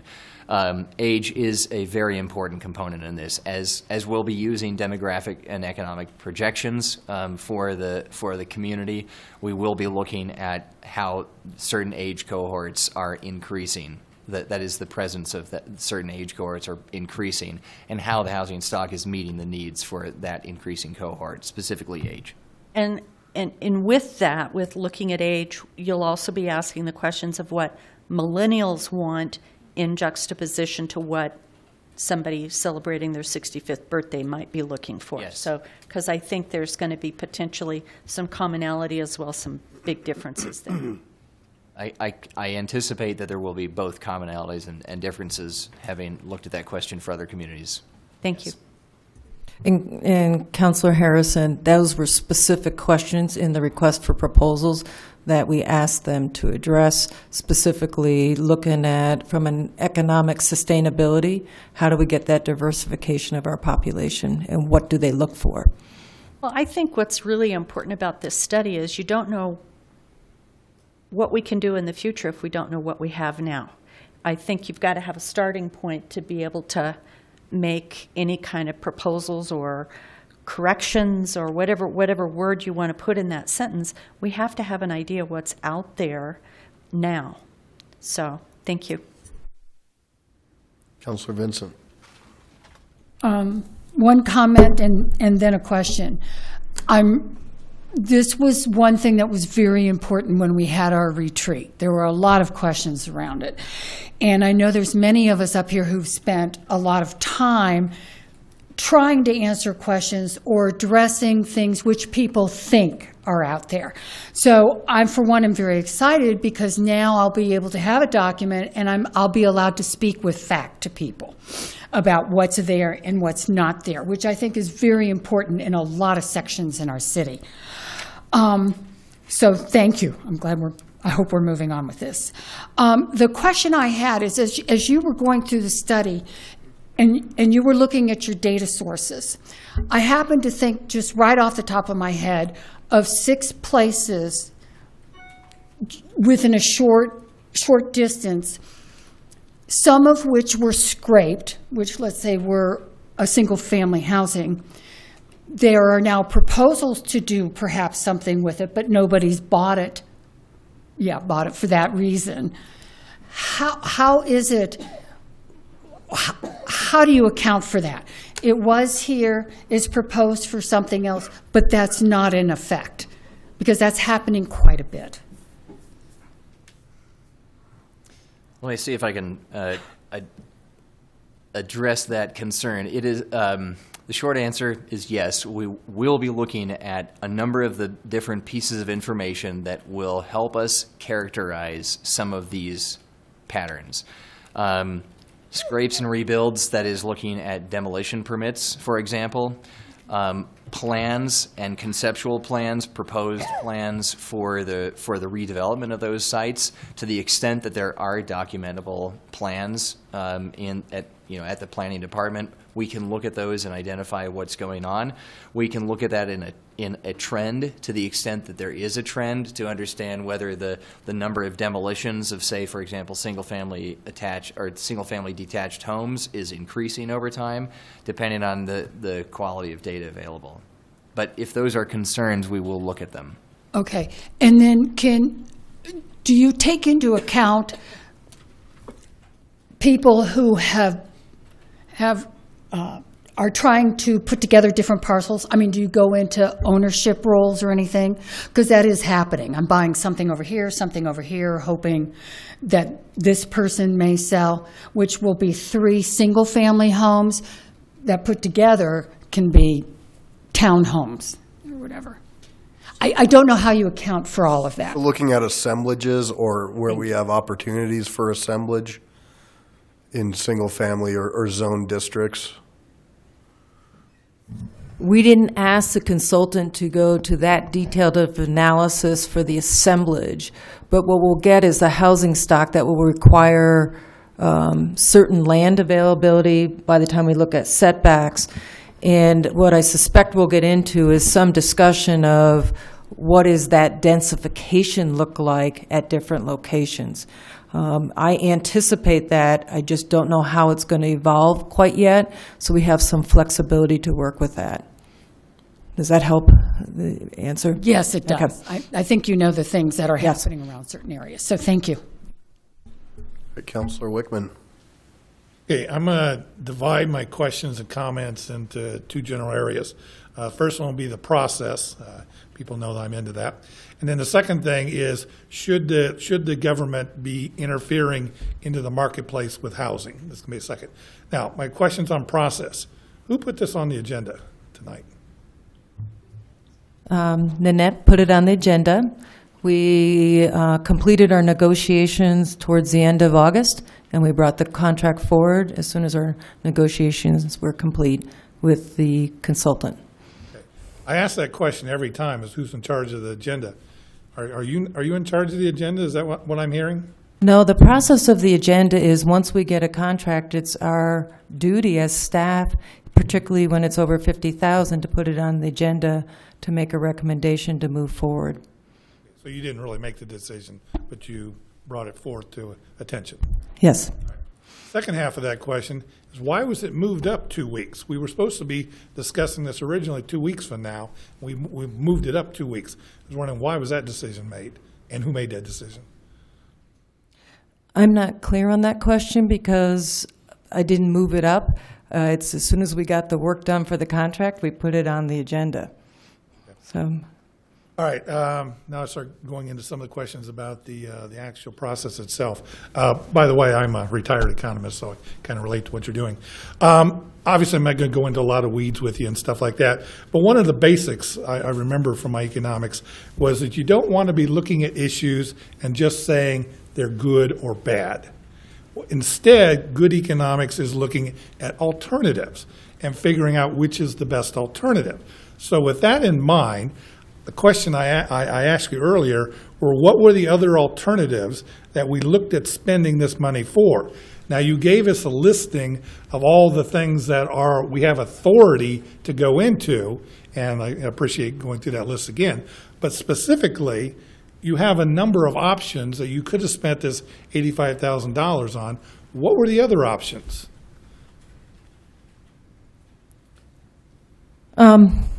I took the direction of coming out of the planning session knowing that we were going to need to fund it.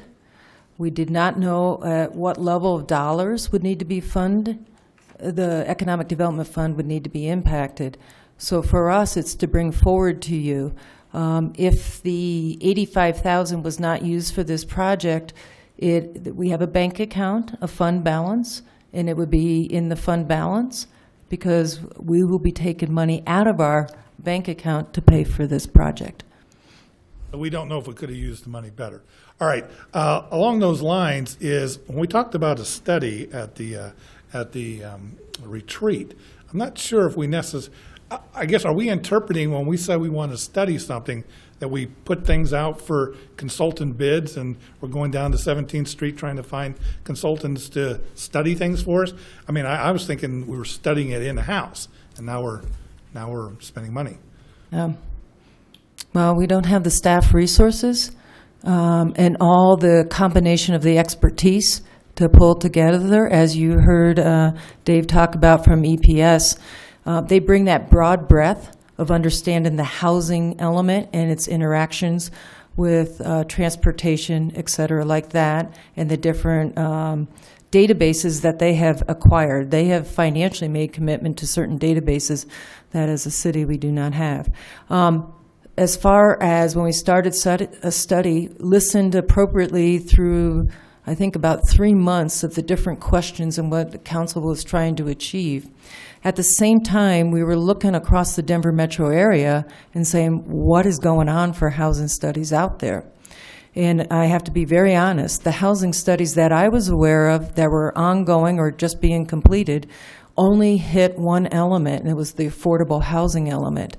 And it was very clear to me from the retreat that that is not the desires of the city council and for future conversations that you've had. So the scope, we thought, got you the closest to for city council to make the best policy decisions for the future use of the city. And not just go, here's our current housing stock. So it's a staff recommendation, and we needed to do it in conjunction with the consultant community to see what's out there, what are the skill sets, what have people done, and we're bringing forward to you the best proposal that we would recommend to City Council for you to formulate your housing vision. Okay, my final process question is, did we look at trying to share the cost with either DRCOG, the state, Metro West Housing, business community? Could we share the cost of this study? There's simultaneously efforts going on. And I think there's an urgency that I've heard from City Council, and I'm not sure you want to wait for some of the broader regional discussions, but they can be woven in, and David is fully aware of those. As far as sharing costs, no, because we thought this was a Lakewood City Council-driven process, and it's for Lakewood City Council to develop their housing vision. All right. Now, here's my conclusion on the process part of my concern. Is we just had a long discussion about my concern with this surprise. You know, you get something, you get a presentation, 5 minutes later you got a vote. And we talked about using our study sessions so that we can hear things.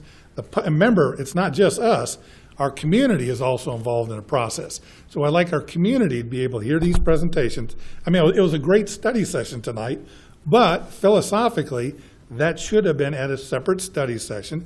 The community should have had a chance to hear it, get back to us, give us their input, some advice, so when it comes time to voting 5 minutes from now, that we have better input.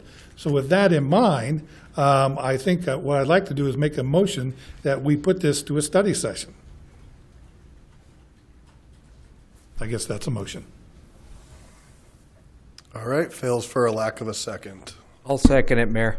Failed for a lack of a second. Councilor Abel?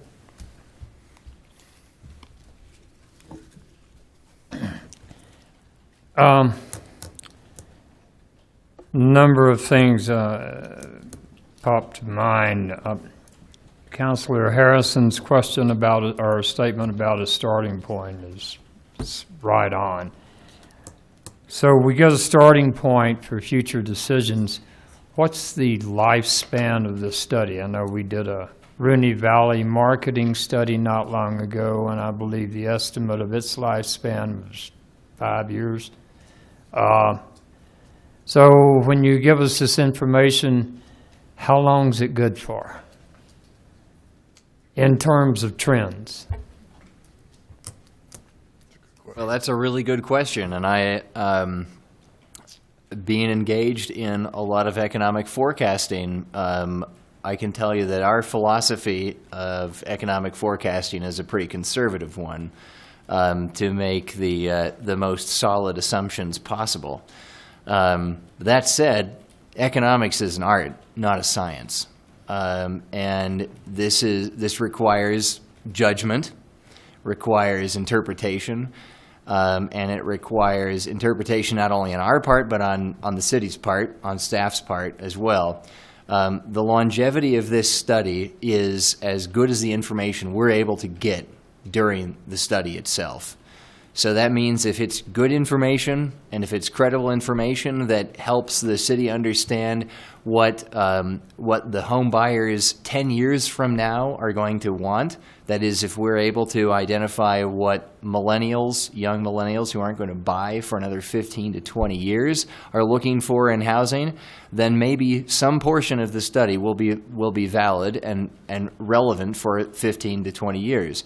There may be some other portion of the study, however, that might only be relevant for the next 5 years. But we can't guarantee that the study is going to be relevant for a set number of years. Wasn't looking for guarantees or a date certain, but it seems to be quite the moving target. I believe the last I saw there were 80,000, and I know this is just not just confined to multifamily, but there were 81,000 apartment units in the works in the greater Denver metro area. Meanwhile, the experts at Zillow, Wells Fargo, and others are saying, oh, the millennials are no longer looking for apartments. They're looking for a place to raise their new babies. So it's a moving target, and I understand the difficulty of predicting where that wave's going to crest. But well, if I might add to my answer to your question, in just thinking about it now, so in the time that I've been with EPS, I have had repeat projects with some clients on housing work, on economic analysis, and I've had the privilege to look at issues and look at recommendations I made 7-8 years ago. I've also had the disappointment of seeing that recommendations that were made, not just in my own projects, but in other projects 7 to 8 to 10 years ago have not been followed, and yet remain very relevant. So I can tell you that just having gone through this with a couple clients recently, reviewing work product of ours 10 years ago, had they worked on any one of those recommendations, which are still relevant today, they might not have needed our services again. Hint taken.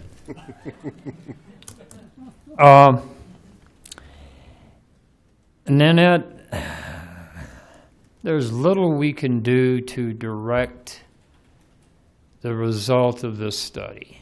There are few steps we can take to ensure that private developers are going to want to build what we think this study says they should build, except for incentives.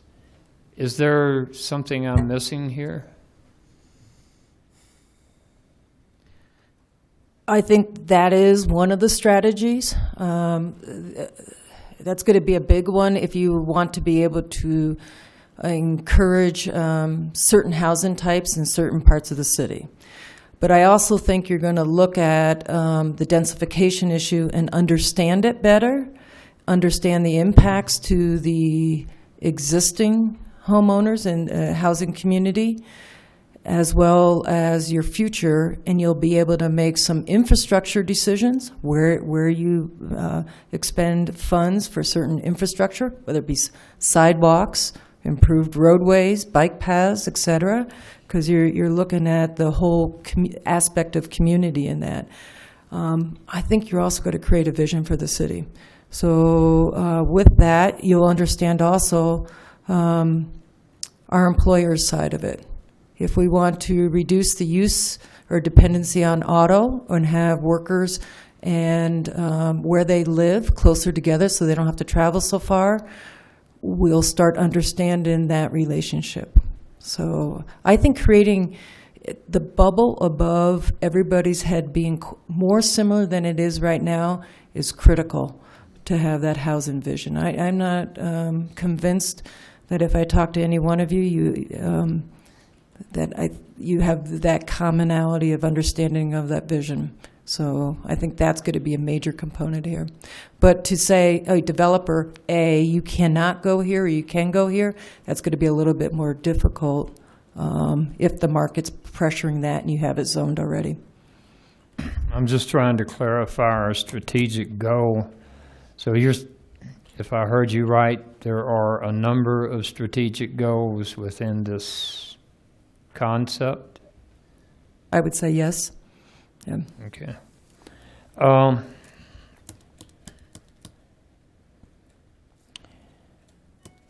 And one other thing is, you mentioned, sir, that you'll be speaking with folks who decided not to move here. Is it also valuable to speak to those folks who have just recently decided to move here and why they chose Lakewood, other than, our great parks and view of the mountains and the wonderful personalities on our city council? The answer is yes, but because the city is already engaged in a community survey, we'll be utilizing a number of the findings from that study to understand what current residents' feelings and perceptions are. I want to dovetail on that. We have a base contract that we put in place of $75,000.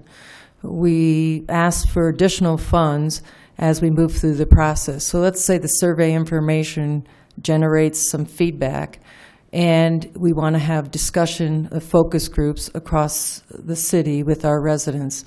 We have had a placeholder of up to $10,000 to look at some additional processes, which will also affect the timeline. What we think is best is get some of this information, start understanding where we get feedback, and then as a council, as you become informed, there may be some other questions that come up, and you may direct us that you want us to go out into the community in a deeper dive. Will there be some direction along that sort at the beginning of the study to gather, or maybe to use already existing information as to what people want to see in different areas of the city? We could make that happen. That's why we have it as a draft contract. David and I had a discussion. Depending on what comes out of your feedback tonight, we may need to modify the scope of services. But what we presented you is a best approach from our professional that's here. It seems to me some of that information might best be used in the front end of the study. Okay, we'll talk about that. Thank you. Okay. Is that it, sir? Councilor Coop, then Councilor Franks. Thank you, Mayor. Okay, citizens that have watched a little bit of this tonight or known about it possibly happening, I bet they're worried that they're waiting for this report to come back, and then that they're going to see that, well, now this is our plan. This is what's going to happen around the city. Okay, tell us all that that isn't what this is about. That's absolutely not what this is about.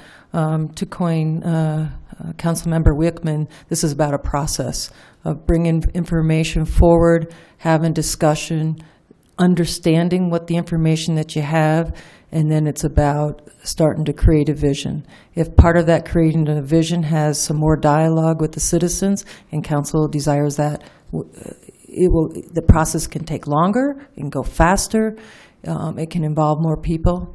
So no, it's not it. Great, thank you. So this is not only the long-run vision for going forward, but this could be used for potential, if a developer comes in and talks about a certain area that they're looking to develop, they would be using this report as well? Absolutely, yes. And then when we are making our decision possibly on that, we would definitely be using these facts, this information. Yes. In this form. Okay, thank you. I've got just one statement. There's out of this presentation that you gave, which was very informative, and you do it very, very well. There was one short little line that just popped out at me that will make this whole process worth going through, and that is the question: who is being underserved? I'm not talking about just the affordable. I'm talking about middle income. I'm talking about executive townhomes, whatever, the whole gambit of it. These are our citizens that we have to provide for in our own way, future citizens and possible citizens. So I appreciate this effort being put into this process to give us some answers on what does Lakewood need for our citizens that are here and possibly going to be here in the future. So thank you. Councilor Franks and Councilor Gutwein. Thanks, Mayor Paul. The first thing I wanted to comment on was I probably would have seconded the putting it. I was contemplating the reason why I wasn't quicker on the draw and didn't realize that the door was going to slam shut was I was contemplating whether I felt I needed a study session or whether I just needed time to get out with my constituents. And so that felt very abrupt, and I'm not ready to make a decision. And so that's why I was just contemplating my thoughts, but I'll take that going forward, that window closes very quickly. The second piece was, it was quite a shock to see the price tag. We never talked about price ranges, and so I'm getting quite a bit of constituent feedback about, is this the best use of the money? And so it doesn't give me an opportunity to go out, take a lot of information, and make the value proposition, because I do see value. It's not that I don't, but again, this hurry-up offense is, for me, I'm being educated. The document that we received was 800-plus pages, and so, again, to look through tonight, that's not realistic, especially for those of us who actually have a job. So I'm not feeling like I'm ready to make a decision, but I see tons of value in here. But if I don't get a chance to go out and talk to my constituents, help them see the value and help them see that this isn't prescriptive. It's information that will help us understand the needs and also address quality of life issues. You have a longevity here. People move and stay in Lakewood. And so I'm just trying to make sure that I'm representing those who are already here and who have children who've gone off to college and they want them to come back here, and people who want to retire and stay here. So this, again, this hurry up thing doesn't allow me to go back out and really to get a lot of good information and to develop that value proposition. And while I think that survey fatigue is real, the people of Lakewood are very passionate about their community. And so I think this is such an important one that I think that matters. So for me, that's where it just feels too quick, too soon, and too expensive. Ms. Nealon. It's always good to put something on the agenda because it generates conversation. From staff's perspective, and EPS is just waiting for us to give notice to proceed. I think the urgency is the fact that there's been a desire to understand the existing conditions. And so for us, it has been more different council members kind of going, what is there? What's going on? So for us to engage, that created that urgency. So there's nothing magical about tonight, except for you might want to do a date certain so our consultants can plan appropriately. And it was just when we got the contract done, we brought the contract forward for council consideration. So if I may add to that, and my apologies, Councilor Franks, I normally do leave more time. I thought the second was going to come from this way, and nobody seconded it, so I closed it. This is a resolution, an item of a routine nature, and while it is an $85,000 price tag, we're also voted to represent the people and represent the future of our community. So this was something that was born out of a retreat in February, and there has been a lot of excitement in the community to have this done. And there's also been a push from folks on council saying, when is this going to be done? I thought we were going to have this done 3 months ago. So, it's a balance there, and sometimes you just got to move forward. You got to make the best decision. You can't pull everything. You got to say, hey, if I'm for this, I can explain to my constituents why this really matters and why this is important to the city and moving forward, especially taking into effect, I live in Ward 4 too, and a lot of these concerns that I hear are the same that you hear. And this study really helps us really start to unwind and say, did we miss the mark on this zoning? Should this not have been a high-density area? And how can we change that? And that's more of, I think, what folks in Ward 4 want to hear, in my opinion. Councilor Gutwein? Thank you.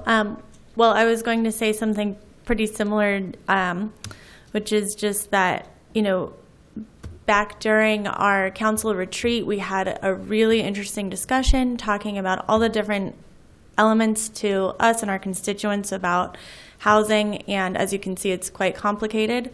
And I am just so impressed with what you've brought forward to us and the ways that we can use data to inform ourselves, to get educated, to really understand this issue and how it's going to affect the people who currently live here. And I just want to say, too, how much I love that it really does look at the people who are living here, making sure that we're not having a negative impact as much as possible on those, but also really understanding, well, what does your next step look like? If you're looking to downsize, can you stay in the city? Sorry. So I am just very impressed with this, what you've brought forward, and really excited to be able to make an informed decision on such a complex issue. And I think that we will be really serving the people of Lakewood by doing this. Couple questions. One is another aspect of housing and density. I hate using that word, but density. That's important to me is looking at sustainability and the impact on resources and water, transportation dollars, greenhouse gases, how if we can build closer to light rail, how that impacts those things as opposed to sprawl. And I was wondering if we'll be getting some kind of information about that through this study, or if maybe Dr. Cog would be more appropriate with that. I'm not sure. While we contemplated some of those discussions at a very high level, it depends on how detailed to Lakewood we want to go. Greenhouse gases, no, it's not in the housing study scope, but we have access to our sustainability people, and there might be some metrics or cohorts that go along with it. On a high level, I'm sure you've looked at some of those. I don't want to put words in your mouth, but we have looked at greenhouse gases as a part of sustainability and economic analysis before, most recently for the city of San Antonio. It's a pretty complicated process, and I can tell you that would have a much higher price tag to add in all those different issues. It's complex already, and the issues that you've just raised such as related to sustainability and walkability, are really baked into the questions that staff asked and posed in the RFP, such as the alignment of how well the transit system aligns with housing and inventory. Does that mean people are going to have to walk 5 miles to a station if they wanted to take the light rail to work somewhere in the rest of the metro area, or not? That is easily quantifiable in terms of whether or not they're driving their car or not for 20 minutes a day or longer, which is usually the case. Great. I think that would more than meet the needs that I'm looking for. The other question I had is if this would look at the importance of schools and school district when, you were talking about why did certain demographics choose different cities, and then also why did people who moved here choose this city, and just the importance of schools and housing. Well, we do hope to, the importance of schools and proximity to schools is obviously very important to couples with children, and with young children specifically, and sometimes important to couples or other households without children. But we do hope that some of the information in the current community survey will help us answer that. We have done these types of surveys in other communities, and we have seen similarities of the types of responses. For example, we did a study very much like this one with these very same issues for Oklahoma City a couple of years ago through their comprehensive planning process. And the results were very similar to studies that we did in subsequent years for a variety of different clients. So I can tell you that we would anticipate some types of similarities and responses of the importance of these elements, but to the extent that we'll be able to answer that question for current community residents or prospective community residents, we'll rely on the survey information that we get as well as the current community survey. Thank you. I just want to highlight, because David hasn't had a chance to look at our citizen survey, we did not focus on schools in our citizen survey. So we may be able, when we craft some questions, understand some of that element of it. It's a very critical component for economic development. When we're trying to attract primary employers to come into the city, one of the first questions they're asking is about our school district and the quality of our education. So we can look at beefing up the question in the survey. So I have Council President Shakti, and then Mayor Pro Tem Johnson, Councilor Wickman, and then Councilor Abel.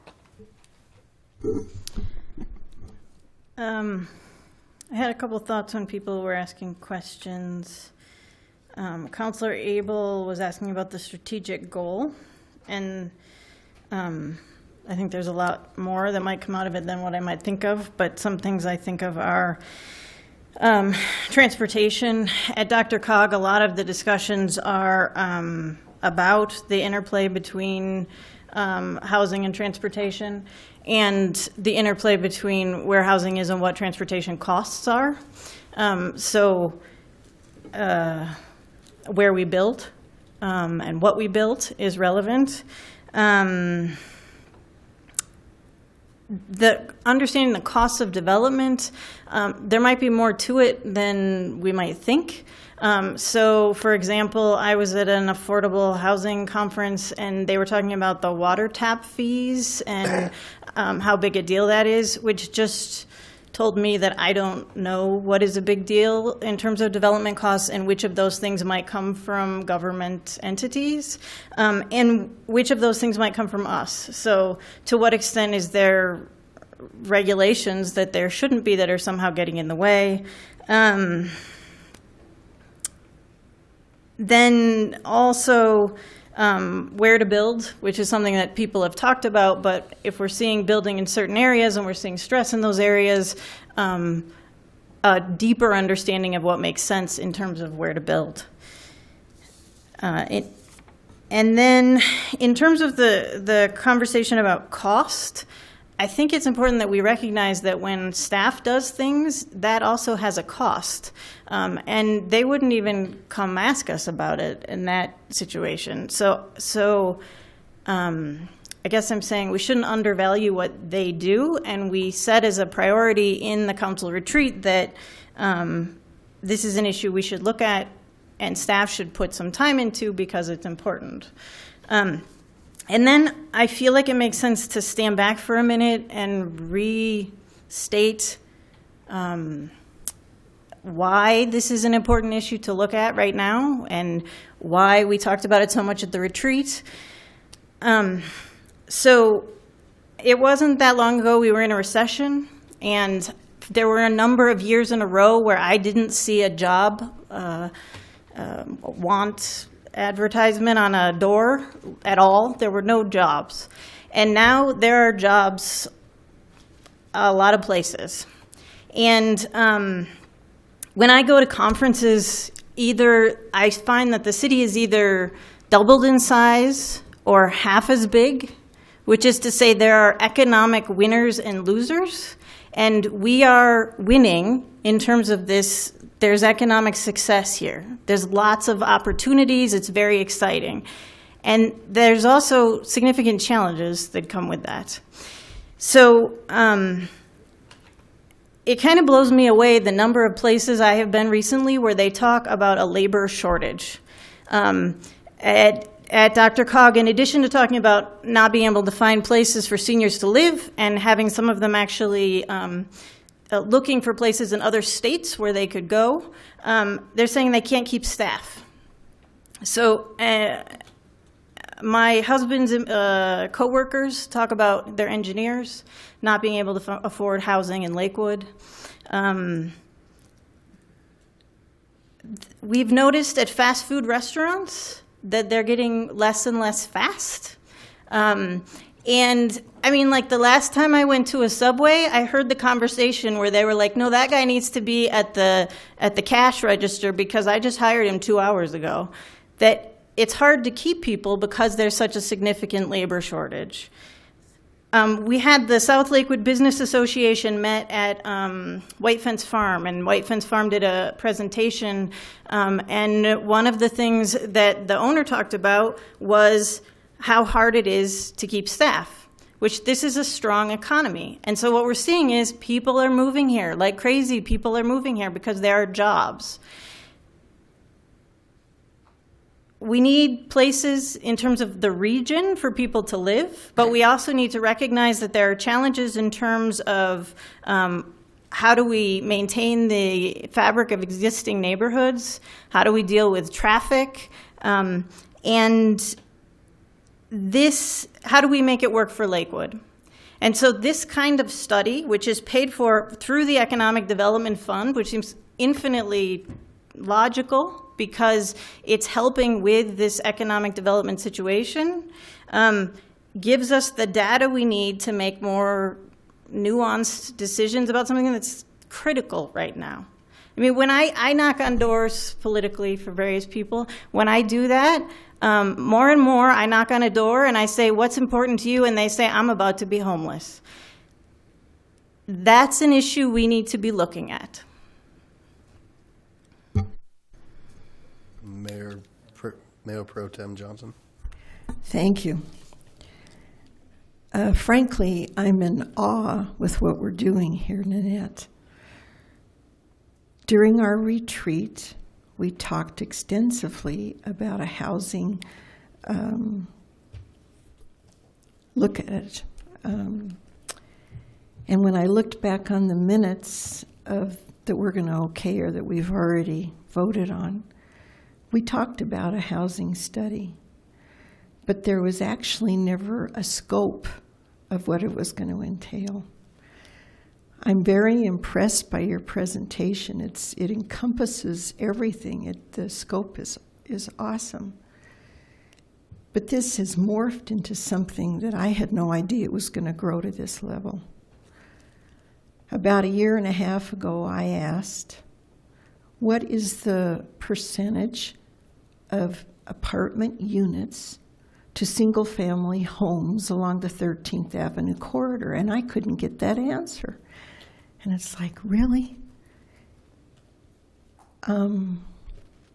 I too have sticker shock on this. And I think it would have been helpful to have come back to council for clarification, to see exactly what we were thinking and looking at when we were talking about a housing study. Frankly, this is above and beyond what I anticipated, the direction that we would go. And I'd like to back up what Councillor Franks had to say about being seconded for Council Wickman's amendment. It kind of threw me off guard as well. And I didn't realize that was going to happen. And frankly, I hope that you reintroduce it. I would just like to give a suggestion that when there is an amendment, to ask if anybody has a second. That's helpful. I too didn't realize that was going to happen, and I was close to seconding it myself. It's something I think that's worthy that we go to a study session on this and find out exactly what City Council was looking at, what our expectations were, what price tag we're willing to pay for a housing study. All the input that I have gotten from folks that have looked at the agenda, they're very uncomfortable and do not support this kind of money for this. I'd like to say on a personal level, there's a difference between housing and development. My concern is that down the road, having this, we will justify high density in certain areas, and we'll justify housing in certain places and certain kinds of development without adjacent neighborhood support. I am passionate that any development that we have, any apartments that we have, the high density that we have, must enhance what we've already got and not take away from the property values of the people who already live here and take away from the quality of life that the people have. The reason why we've been asking for a housing study is because and I'm assuming some of you, have gotten so much input regarding the high density that we are going and what it is doing to our quality of life here in Lakewood, and the reason that people came here to Lakewood to begin with. People love our open space. Last night I had somebody tell me there is not going to be a blade of grass left at the direction that we're going. That's why I was interested in a housing study. Apparently, I didn't communicate that well enough. And when you talk about survey fatigue, I think that's a reality, particularly in this particular election year in our political cycle. Folks are getting phone calls constantly. I'm not sure how you take that into effect when you want to have an honest survey, when folks are going to hang up and wonder what the study is and that kind of thing. I also feel that we very much need to have our community input on this and to hear from our neighbors. This is something that we need to take to our ward meetings. I never dreamed we would get to this point tonight. I'm not sure that I'll be supporting it simply because of the amount of money. The scope is awesome. And I think there is value in a lot of the information you're looking at.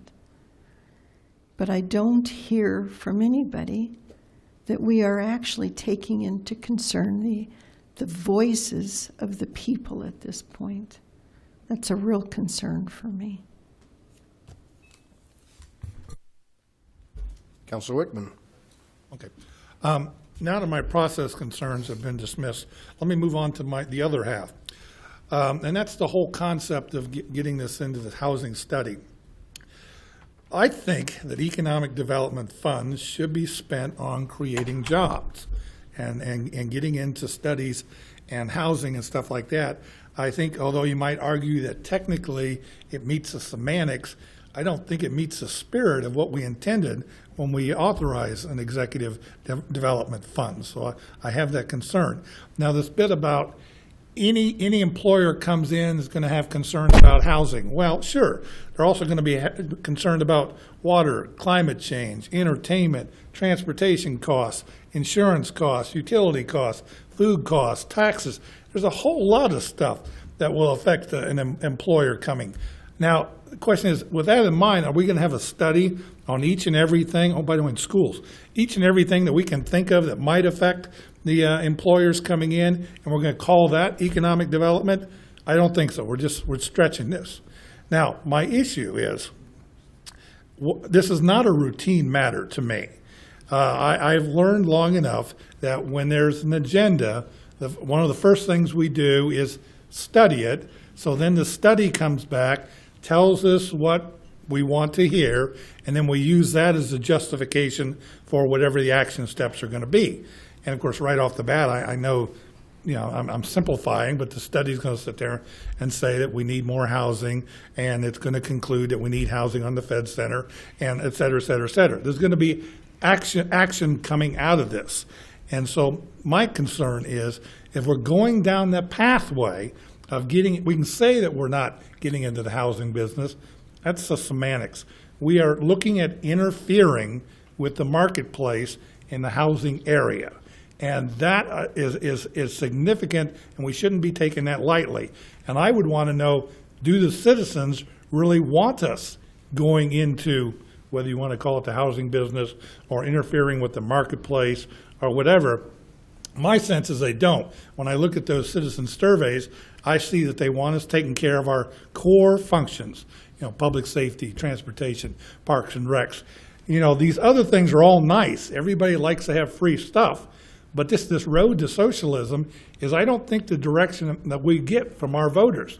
Now, if the voters want to tell me that socialism is the path we want to go and we want to get into housing and interfering with the market, so be it. But as of right now, I don't see that direction. And I see that this is the first step in going down that pathway. And so therefore, I don't think we should be taking that first step without finding out what our citizens want to do in the long term, in the big picture. Thank you. Okay, thank you for that commentary. I just got to back up the road to communism or socialism by doing a housing study. If you talk to Tom Clark from the Metro Denver EDC, this is one of the key things that they're looking at, as making sure that the metro area stays competitive. We're going out and talking to primary employers and asking them for their opinion. And we're having the ability to take a look at a zoning ordinance that has a lot of concern for some people up here to have a better educated understanding of, well, maybe we need to change this in a different way. I'm blown away on how this is being construed into something totally, in some ways, outlandish, is my comment. I mean, this is a housing study that hasn't been done in the city of Lakewood, that communities throughout the metro area are looking at, to make sure that our council is wise on what we have, what we don't have. Councilor or Mayor Pro Tem Johnson said she couldn't even get the numbers that she requested. It's not that easy, and we need to have these numbers and this understanding to make smart decisions for the future. That's what we're up here to do. And this idea that it's going to come back and say we're going to put housing on the Federal Center, you haven't even heard any of it. I mean, have you been listening to the same presentation that I've been listening to? It's over an hour debate on a routine nature ordinance of a study where we're going out to find smart people to come back and give us information, and then we as a council can proceed from there. I'm really at a loss. Well, Councilor Abel, floor is yours. I'll yield for a couple of minutes if Councilor Wickman has more to say. Floor is yours. Thank you. I noticed you took it easily. I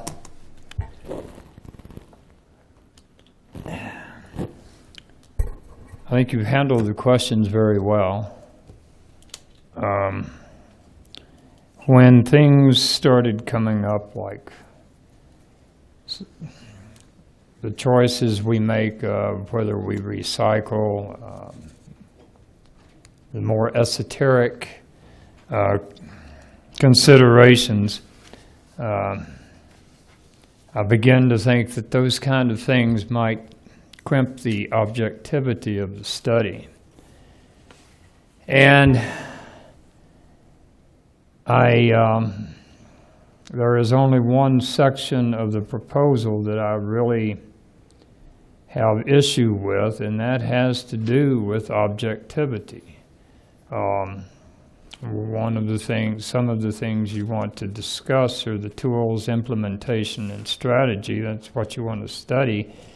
How do we steward our resources? What type of citywide policies might be affected? Should the city anticipate modifying policy? I think answering those kind of questions lift us out of an objective study into something that might be a bit more persuasive or pejorative. My concern is that we get the facts, that we know what kind of housing stock we have, what kind of market there may be for those things in the future. But I think these questions of incentives, policies, that should be more left to council to discuss and to form the policies ourselves than to have a study, a survey that tells us how we should look at things. You're correct. It is in your purview to answer those questions. Then why should we? I'm assuming that you're going to charge us for this section of the study. So my question is, it's for you to get information so you can develop those strategies. But you may say what strategies are available out there, and our consultant will be available to say, here's a strategy, here's the pros and cons with that strategy, such that you can create a document that you own.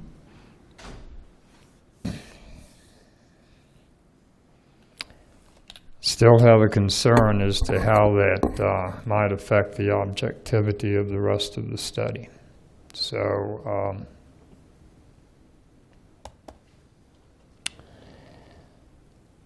I would be more comfortable if we didn't have those recommendations coming from the consultant. But not sure how to rectify that. Our expertise would be used to ask you questions and to provide responses. If you don't wish us to make recommendations per se, we don't need to make recommendations to you. We can state the facts, we can make our findings, such as these are abbreviated, by the way. The full scope, I think, is in your packet, but that's another issue. We can make statements of finding and draw those conclusions, but how the city ultimately proceeds is really up to the city. It's really up to you. Thank you. Councilor Gutwein, then Councilor Vincent. Thank you. Nanette, I was wondering if you could explain for anyone watching where the economic development dollars come from. Yes, it comes from the lodger tax that is assessed on visitors into Lakewood on hotel rooms at 3%. Thank you. So that's visitors coming into Lakewood. Or people that use our hotel rooms. Yeah. Okay. Yeah. Great. Thank you. And then I also took the chance to look at the retreat minutes, and I just wanted to share that we have a full page of requests that we made about the housing study. So it's literally a whole page. I don't know if anyone can see that, but we had all kinds of issues talking about growth being inevitable, the city doing a housing study, whether or not we have too much density in certain areas, open space being protected, and obviously I'm not going to read all of these, but I did want to just mention that, you know, back in February, that is the discussion that we had, and it was quite a long list of items, and again, I really appreciate the way that you've been able to address the concerns that we as council brought forward. And then the other thing that I wanted to point out about that discussion is that it really came from counselors, especially if I remember correctly, in closer to the transit-oriented development areas, being concerned about there being too much development there, which would be, you know, the north areas, wards 1 and 2. And that whether or not do we need to dial that back and look at our zoning, did we go too far? And so we are still talking about zoning, which has always been the purview of the city. Cities all across the country have been doing this for over 100 years. And I guess that is all. So I do support moving forward with what we asked you to work on back in February. Thank you. And I have Councilor Vincent, Harrison, Wickman, and Franks. Oh, my. Okay, just to make this very quick, I'm going to say, and if Councilor Koop would like to say something different, I think we've been very proactive in talking with our constituents about this housing study. So much so, in fact, that some of them are even getting antsy, once again, about when is it going to start, because they want to know with facts what the heck is going on in their areas. And there's a lot of overlap between 1 and 2, and I don't want to get all in one. But so much so that at one meeting that I was at, that group said, we can't wait. I think all the affordable housing is right around us, and we need to go out and do our own study. So that indicates to me that there's a real need for this, that people want facts. They can't just keep surmising things about what's around. So I, for one, unless there's some disagreement, have been talking to my constituents. I've also heard a lot about the money, and it's been a couple of years since I've been a consultant, I guess, but I've personally thought this was pretty ding-dang cheap for the scope of the project, and I know that's not going to go over well with a lot of people. So that's my piece. I'm done. I'm ready to vote. Councilor Harrison. I'd like to call the question. It's been a motion to call the question. Second. Motion and a second. Please cast your votes. Councilor Roybal. Okay, and that passes 9 ayes, 2 nays. Johnson and Franks are the nays. So the question's been called. So, I mean, there were a couple folks that had their lights up still. Do I go right to that and then come back? We go to the motion. Okay. Yeah, the motion to call the question was approved. So, cast your votes, please. On the underlying motion. What are we voting on? No, we're voting on the motion. The question at hand. Sorry. Was that hold on. I'm going to clear out.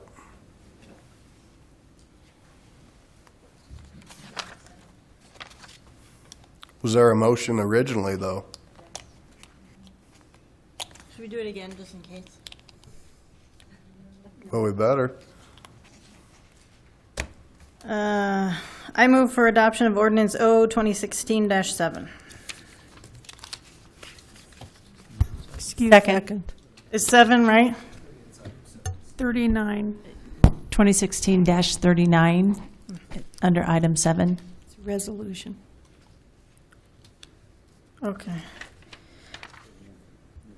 I move for adoption of Resolution O 2016-37. Second. Pardon me, it's 2016-39. It's item 7. I just want to make sure it's right. I move for the adoption of Resolution O 2016-39. Good? Second. All right, so there's a motion and a second. And because we've called the question, okay, cast your votes, please. Look, like a clarification from the city attorney. There was no question to be called. As far as I could tell, there was not a motion previously. Okay, then I would suggest hearing everybody out. I withdraw my motion then. I think that's the right. Thank you. So please light up. I know, Ms. Franks, you were lit up. Ms. Harrison. No, I heard as well. Mr. Wickman, okay. Counselor Wickman. Just going to say quickly, as far as it being an irrational concern, I have the experience of years ago,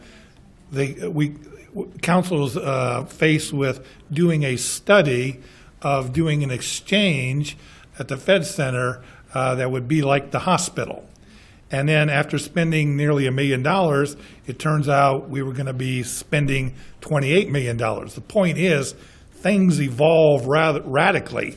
And so therefore, I have to be a little cautious about what today's study will eventually end up with down the road.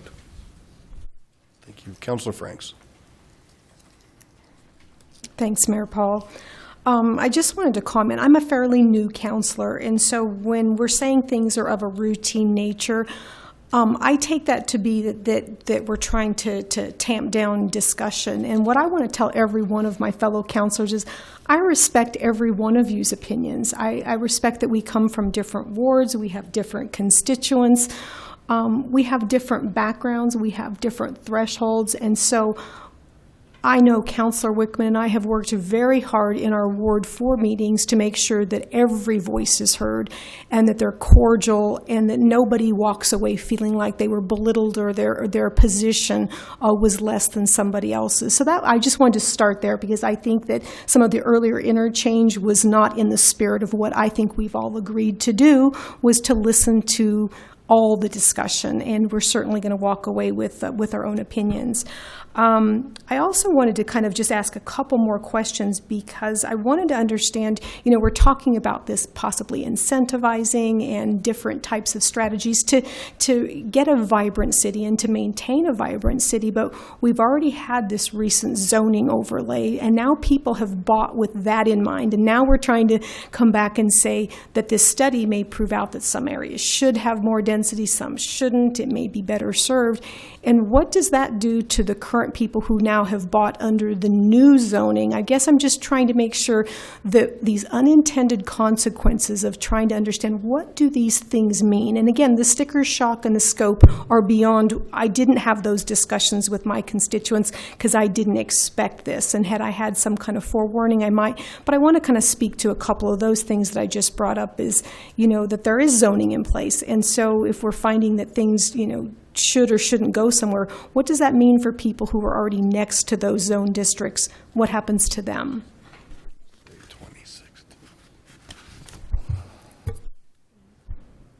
I'm trying to think how best to answer that. Is you're going to have data, and that data is going to highlight the pros and cons of things.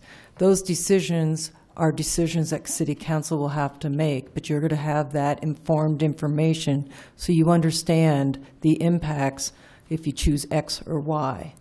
And if the X is it impacts those that bought in under the current zoning, you'll know that.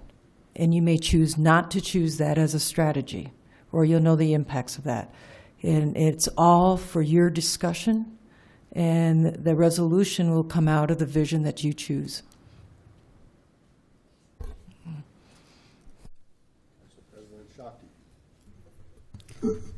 I just wanted to respond to the issue of calling the question because it's something we haven't done very much since the election.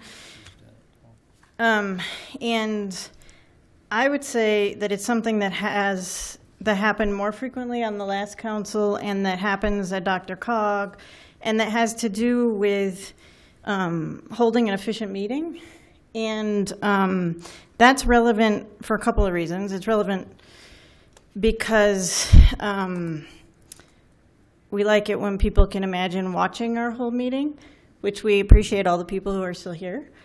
Also because we have other agenda items tonight, and so they're still waiting here. And so I think you need a 2/3 vote to call the question, and so the idea is that most of the group feels like it's time to move on, and if you didn't have sort of a vast majority, and if you didn't have that mechanism, things would go a whole lot slower. So I completely agree with the sentiment of everybody's voice matters, and we need to talk about something for long enough for everybody to have an opportunity to speak and be heard. But also I think it's okay and it makes sense to think about efficiency in running a meeting. So. With that said, could I have you redo the motion just for clarity for me, myself, and our seconder? Makes me wonder what is the record for the most times. I move for adoption of Resolution 2016-39. Second. All right, a motion and second. Mr. Abel. I pressed the button before. I guess somehow it didn't register. A couple of editorial comments. One of them is that efficient meetings should take a back seat to everyone getting to speak their mind. That's why we were brought here by the voters, so we could express what we think they wish to hear. And I don't, well, I'll let the other comment go, but I just hate to sacrifice the opinions of our learned council folks for efficiency. All right, we have a motion and second. Please cast your votes.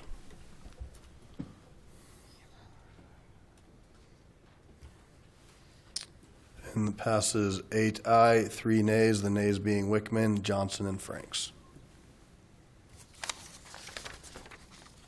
Does anybody need to take a 2 or 3 minute break before we move into the next? All right, I'm going to recess the meeting at, call us in at 10:05. So 10:10. We'll adjourn till 10:10. Remember me, I can see that little angel on your knee. Can't you see he kinda sorta looks like me? For I'm the boy whose only joy is loving you, who worries till he hurries home when day is through. And I'm the guy you give your goodnight kisses to. Remember me.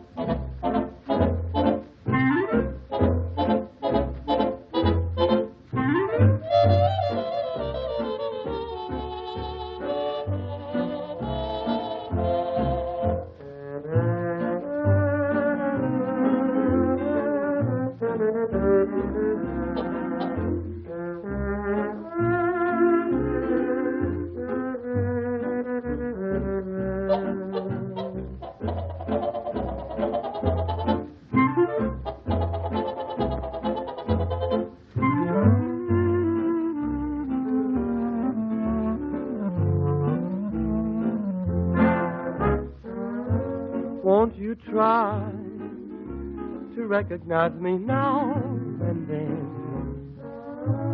Why must I identify myself again? For I'm the chap who has the key to your front door, the boy who runs your errands to the grocery store, and I'm the guy you cook the breakfast coffee for. I'm only the husband that you're married to, and I should look a little familiar to you. Remember me.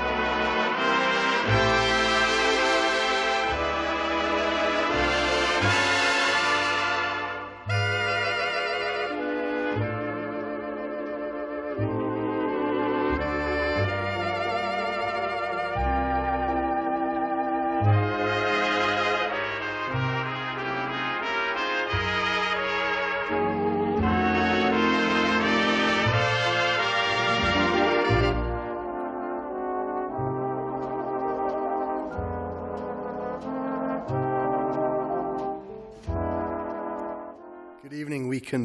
We reconvene the Lakewood City Council meeting of September 12th, 2016 at 10:11 p.m.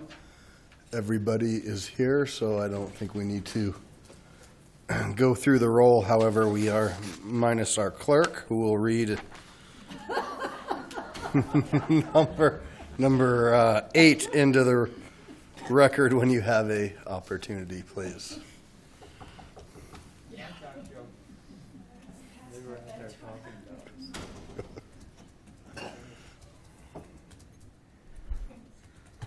I could read it. Resolution 2016-40, approving an assignment of the City of Lakewood's 2016 allocation for private activity bonds to Metro West Housing Solutions. Well done, thank you. So again, we will call up Deputy City Manager Nanette Nealon, who will start us off, and then we'll go to Metro West Housing Director Tammy Fisher, I think, who's going to come up after. Good afternoon again, Mayor and City Council. Nanette Nealon, Deputy City Manager. This item tonight is a resolution that is a result of a state has a program called Private Activity Bonds, where they allow the municipal government or the county government to allocate a bonding capacity, the allocation to bond up to a certain amount on projects for certain projects. And the two tools that we're at to date is that this allocation we can designate to a project, and that project then is responsible for establishing that finance and using the tax-exempt bonds. Or tonight you can make a decision to relinquish that ability, and that allocation goes back to the state. It is a process that needs to happen by September 15th, and there are absolutely no financial impacts on the city at all. It's just a program that is facilitated by the department, DOLA, and it allows you, and any time a project comes forward, do you want to use your allocation to designate to an entity for a project. So I'm trying to make it very simple because it's a simple tool, and the state requires the city council to pass a resolution. So. Thank you. Okay. And then also, I don't have a question. I was just going to make a comment. One of the aspects of the housing study is that the educational aspects, and that's something that Ms. Fisher will be back during the educational timeframe to talk to us more about Metro West Housing and what you do and how you do it. So I'm going to introduce Tammy with Metro West Housing, the Executive Director, and she'll go over a couple items. Good evening, welcome. Good evening. That is not really something I want to follow at 10:15 in the evening, but I'm here. So you're going to have to listen, and I only have about 47 slides. Actually, just 2 pictures. How's that? Pictures. Tammy Fisher. I'm the Director of Metro West Housing Solutions, Lakewood's Housing Authority. As Nanette explained, we are here just to request the use of the private activity bond allocation to ensure that this borrowing mechanism stays in Lakewood and is not relinquished back to the state. We're not seeking approval of a development. We're not seeking any funding. All of our zoning, our uses are in place, but I thought you would probably like to hear a little bit about the project of which we're asking for that allocation. I think you probably are all very familiar with it.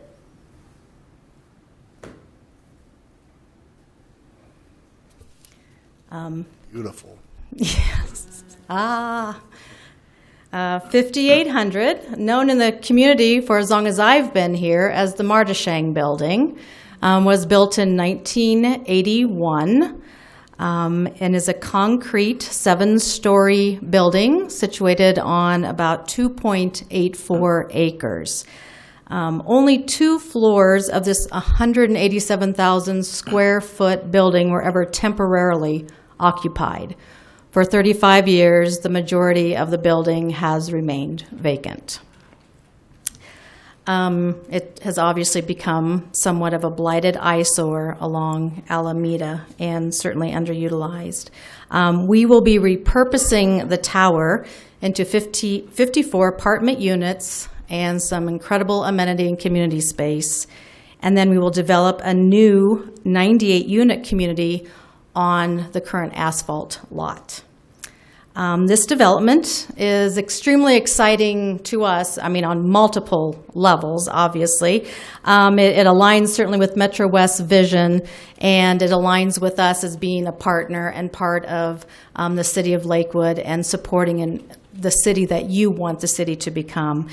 First of all, it's transforming a really ugly area into something beautiful. And it's also going to transform the lives of the people who are going to be able to live there. It's also supporting the economic vitality of the city. This is a $34 million project. It's a public-private partnership of which we will be receiving $30 million of private investment for. And that's very exciting when you have that opportunity to bring that into your community. It also supports the economic health of local businesses. You heard the discussion all tonight. This is where people who are making, $17, $18 an hour or less, can live. This is supporting our workforce housing. This is supporting our businesses who are having a hard time finding people that want to work in their businesses because they can't commute and they want to live in their community. 45% or about, and it's like a little under 45% of current Lakewood households already could live in this building based on their income. These households qualify to live at 5,800. I mean, those people are CNAs, our medical assistants, clerical and administrative support staff, the people who clean this building, retail, the restaurant workers, first-year school teachers, our Head Start staff, bank tellers, grocery store clerks. I think you get the picture, our military personnel and veterans, and retired individuals and older folks who want to downsize. We have wait lists at all of our properties. We can't begin to meet the need of these folks that are working hard in Lakewood. And that's just a sample of the people that could live there. As in all family properties also that Metro West develops and owns and manages, we are able to provide a stable home and environment through really strong supportive services and help them create a community, which allows students to stay in place at a school and reduce transiency. And that really helps our schools to become successful. We also hope that our track record has made you proud. We love serving Lakewood. I've been here now 21 years doing this, and I have enjoyed every bit of being a part of Lakewood and watching Lakewood change and grow. And as you know, your own Lakewood's Lamar Station Crossing won the National Charles Edson Award for the best tax credit project in the country. And we received that award at the United States Senate building. And Lakewood is on the map, and they know that we know how to do things right. We also have received numerous awards for our administrative innovations, our resident services, our community outreach, our partnerships. We're going to continue doing that kind of good work, and this is just a very exciting place to really make that transformation. This redevelopment is an opportunity not only to transform this eyesore and to make something ugly really beautiful, but it's really going to enhance the community, and I really think support our businesses as well. And so, what you've all been waiting for, the renderings of what we plan on having this look like.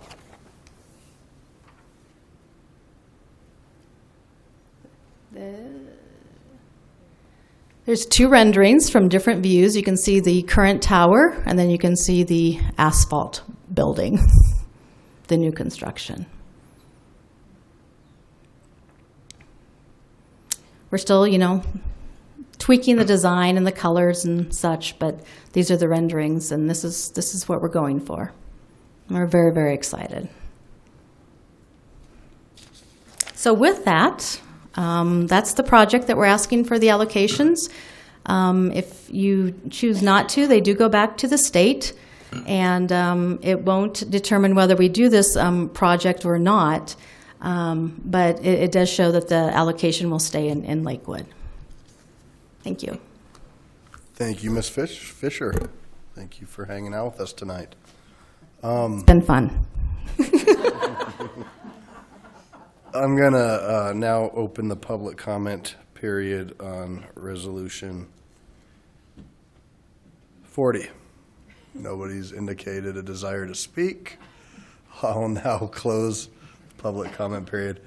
And I'm going to start with our two council members from Ward 3, Shakti and Counselor Roybal. Should I make a motion?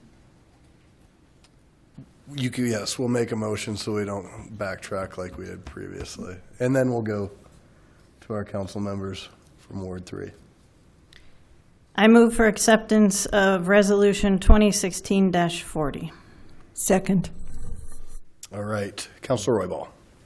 Thank you, Mayor. You know, I've been living in that neighborhood for like 22 years, and I got to talking to Al Martishang. He was a real character, and he had several buildings around the area, including the one on High 70 and Sheridan, which was identical to the Martishang complex that we know now. That being said, that complete area was an eyesore for so long that it just started festering more and more and more. And now that we're starting to get the development in that area, now you can start seeing the movement. We also have School of America that's there. And recently we had a new addition to the neighborhood, which we had a local or a new church come in and move into the area. So that area is starting to develop and grow. And I'd like to thank you for what you're doing there. And I know it takes a lot of money, it takes a lot of encouragement. And lastly, I would just like to say I have a very close friend of mine. His name is George. And George would be here tonight to, just tell us, hey, good job, here we go. But I have him in our prayers. George is having his own challenges, and just wanted to mention that. And so, thank you. Well said. Thank you, Councilor Roybal. And I do believe his same property on I-70 is vacant as well, or at least was vacant for the majority of its lifetime. And it was given to a nonprofit, and now I was told it was sold again. There we go. So, Council President Shakti. So I don't know what they said about you guys in the Senate, but I know in Ward 3, you have a new facility in Belmar, and what is the waiting list on that facility? Our senior properties have, that Cityscape particularly has about 500. It's 130 property. The 500-person waiting list speaks to a number of things, one of which is the need for housing, but another one is the quality of that building. It's a gorgeous building, both in terms of the building, but more so the way it interacts with the place. So it's there by a natural place, and there's communal area, and you're right there in Belmar. And one of the things that's so I know about that place, and I also know that what you're proposing to do is take something that's blighted and problematic and make it much nicer, and everybody is totally excited and loves it. Like, I don't hear any bad things from any neighbors. So we really appreciate that. And in the pictures, one of the things that struck me the most was the people. That there's more happening there with the New America School and the church, but nobody's doing anything except walking through that parking lot. And so to create a place where people can want to be, particularly on Alameda, where it's so visible to our community, thank you for all your efforts. Thank you. We're really honored to be able to do it. We really are. Mayor Pro Tem Johnson. Thank you. I think that this building needs new life, and that's what you're going to give it, and I appreciate that. It's needed. I have a very silly question. Okay. We have a home in our neighborhood that has been vacant for, 4 or 5 years, and it looks like the underground is starting to consume it. I am so surprised that this is actually still usable and hasn't fallen apart inside. What is the infrastructure inside? How does that work when it's vacant for so long? Well, it will deteriorate. There's no doubt about it. It's the same that this building has deteriorated quite a bit. There's been some folks, living there that probably shouldn't have been living there. some activities, some stealing of copper piping and things like that. It's not pretty, but it also hasn't been used. So it'll be gutted, inside. It'll definitely be gutted. We'll have a new skin on the outside as well. But it's concrete, and it is in good shape for that. It's got good bones, and it's really solid. So that's what's exciting, for us to fit something inside that outside. And if you look at the way the floors are, they kind of bounce back and forth. There's really not a whole lot of square, so we have to be very creative as we're making our community space and we're making the units, and some of them are just going to be quite outstanding. This is not a criticism, but please understand, process is important. And next time, please come to council sooner rather than wait 3 days before the due date. I think it sends a better message. But I am very supportive. I'm glad to see you do this, and thank you. Thank you. Councilor Wickman and Councilor Gutwein. I'm going to second Councilor Ramey's comment. My question is always, who puts these things on the agenda? But I guess more importantly, why are we waiting 3 days before the deadline? All right, it's already been said. The other thing is a little concerning. He's telling me almost half the people in Lakewood will qualify for your housing programs, and then it's like, how do we figure out which half gets subsidized and which half doesn't? The half that's not getting is kind of feeling left out here. Well, it's income-based. So according to the census, a little under 45% of the folks, the households make less than $50,000 a year. So you're 45%. How do you pick which of that 45% gets the units? Yeah, unfortunately, we can't serve everybody. That's very difficult. And that's, why we have wait lists of 400 and 500 at all of our properties. It's very difficult. People have to get turned away. Well, this leads to my concern about the previous thing. Is like, if we're sitting there saying 45% of our people need housing, are we going down this? I just came back from England. This English model of city councils run the housing and stuff like that. Or we are on this pathway down to 45% of the people are going to be in council housing. And I'm being philosophical at this point, and enough said for tonight. Oh, and it's that they're income qualified. They could very well be housed now, is what I'm saying, that these are the people that we live with every day. It's less than 45% of the people in Lakewood are income qualified. It's those people with that income level that qualify to live here. Not that they need housing. All of them may not need housing. It's an income qualification statement. And then Councilor Franks. Thank you. I just wanted to say I'm excited that we can meet the needs of our community with such an exciting project in that area and make it beautiful. And I went and drove by there recently and just envisioning what could be there. These are the kinds of reasons that I wanted to do this job in the first place and really serve our community. And I also just wanted to say I had the opportunity to speak with one of actually Councilwoman Johnson's friends who lives in Cityscape. It's very late. Cityscape. Too much coffee and it's late. Sorry about that. And she just mentioned what an amazing lifestyle she has and the sense of community there and walkability. And we're so fortunate to have such an award-winning group like yourselves. Thank you. Thank you very much. Thank you. Councilor Franks. Oh, I'll keep this brief. I think the project looks amazing. It's desperately needed. That has been such an eyesore. I would just hope that the units would be reserved for those in the greatest need. I grew up well below the poverty line. I know how difficult it was for us to find housing that we could afford. And so while 45% may qualify, I certainly would hope it go to those in the greatest need. And because of the financing, and this is not something you want to get into tonight, there's, several units, reserved for those at the very lowest income of 30% of the area median income. Councilor Roybal. Thank you, Mayor. Ms. Fisher, I'd like to make a recommendation to you in a positive way.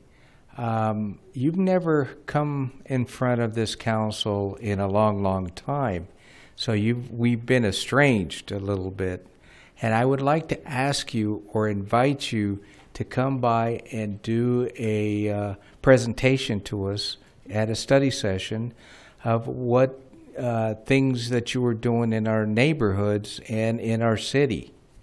I would be honored to do that. I would like to actually personally invite every one of you, if you would like a personal tour instead of me just talking at you, I would be happy to give you a personal tour of what it is that we do provide in the community and come out and see it firsthand. I think that's really powerful. And talk to our residents. But I mean, I'm happy to come to a study session as well, but I do invite you all to come and see what it is that we do. And absolutely, and I think that's twofold. I know that I was able to take a tour, and there's a lot of properties folks probably have no idea that belong to you. So, Ms. Hodson? Can I suggest a blended situation where council goes out at one of your sites where you have a room that can accommodate all of council, and then we can be up close and personal to one of your facilities, and you can tell us more about the balance of the projects in the city. How's that sound? And we can get, and it'll be a public meeting, so we'll make it available to the public as well. No, I'm happy to do that. Happy to. I mean, we love having company. We really do. Well, thank you very much, and I think we will take a vote. So there's been a motion and a second. Please cast your votes. And the motion passes 11 ayes, 0 nays. Go forth and do good things.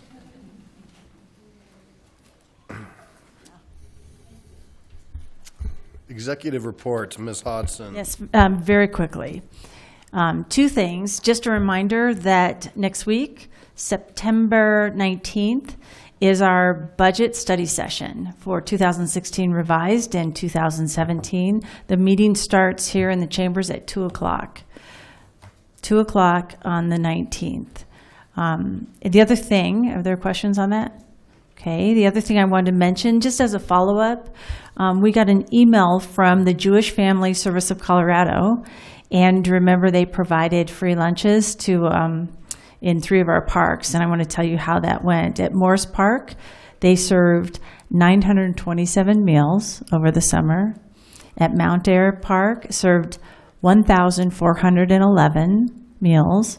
And at Lasley Elementary, they served 1,444 meals. Total, luckily this is written, I don't have to do math right now, total is 3,382 meals for the kids and families in the city of Lakewood. They also gave out about 30 backpacks full of school supplies for children. So that's just so impressive, and we're just so grateful for this partnership. I wanted to inform you of that, so thank you. Ms. Hodson, thank you for that. Would it be possible to do some sort of proclamation thanking them for that? Sure, we'll figure. I'm sure they don't want the credit, but I think. But we appreciate them so much on behalf of our families, absolutely. Okay. All right, so mayor and council reports. I will be brief. I had a great walk and talk with Dr. Robert and Gretchen Garcia, who wrote the little book about the Greenbelt and their different things near the Stonehouse. And Dr. Garcia has a lot of enthusiasm and takes Boy Scouts and kids from Westgate down the different trails and things like that. But it was great to get out, see that amenity. Please join me this Saturday at the Mount Air Farm is where we're going to kick off. We're going to end up at FarmCAD. That'll be a lot of fun. There's actually going to be a lot of events at that walk and talk.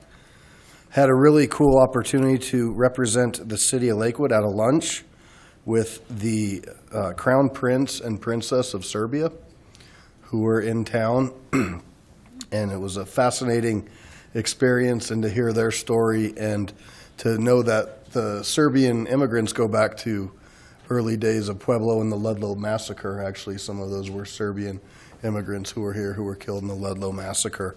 So coincidentally, the next day in Council Member Johnson and Abel's ward, we had the dedication of St. John the Baptist Serbian Church, which is the only Serbian church in Colorado.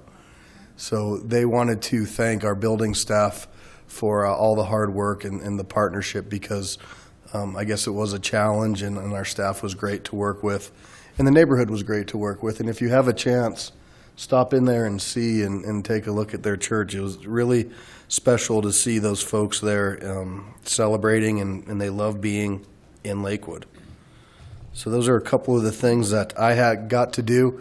And then tomorrow we're having a lunch, and some of the council members are going to be in attendance to talk to our service organizations, Kiwanis, Rotary, Optimus, and get an idea of what they're doing and talk to them a little bit about Lakewood Linked and see if we can support their mission and maybe find ways to partner up.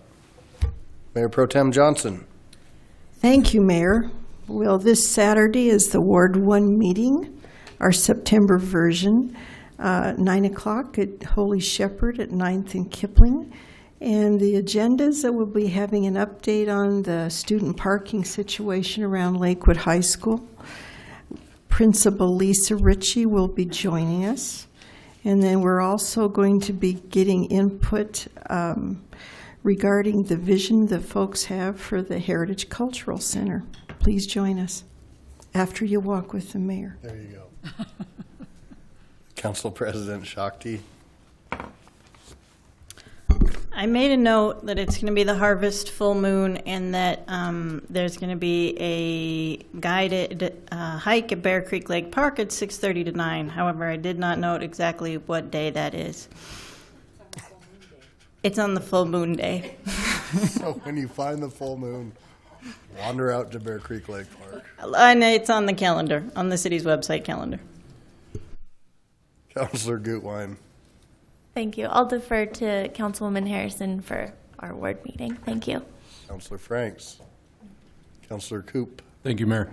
Yes, I do have a couple things. First, I want to congratulate just a wonderful family, wonderful neighbor, and just a very, very good auto mechanic family. The Pickering Automotive family had celebrated their 40th year anniversary in Lakewood on Saturday, and they threw themselves a very nice little party and invited the community to join them there. Just a great group of people that care a lot about their community, they care about their customers, and they're just a gem to have in Lakewood, and I must say, in my neighborhood. They were great. Also, I'd like to just ask City Manager Hans, we're going to go back to, remember when we talked about a sidewalk going down Sheridan? I have a request for Councilor Vincent and me.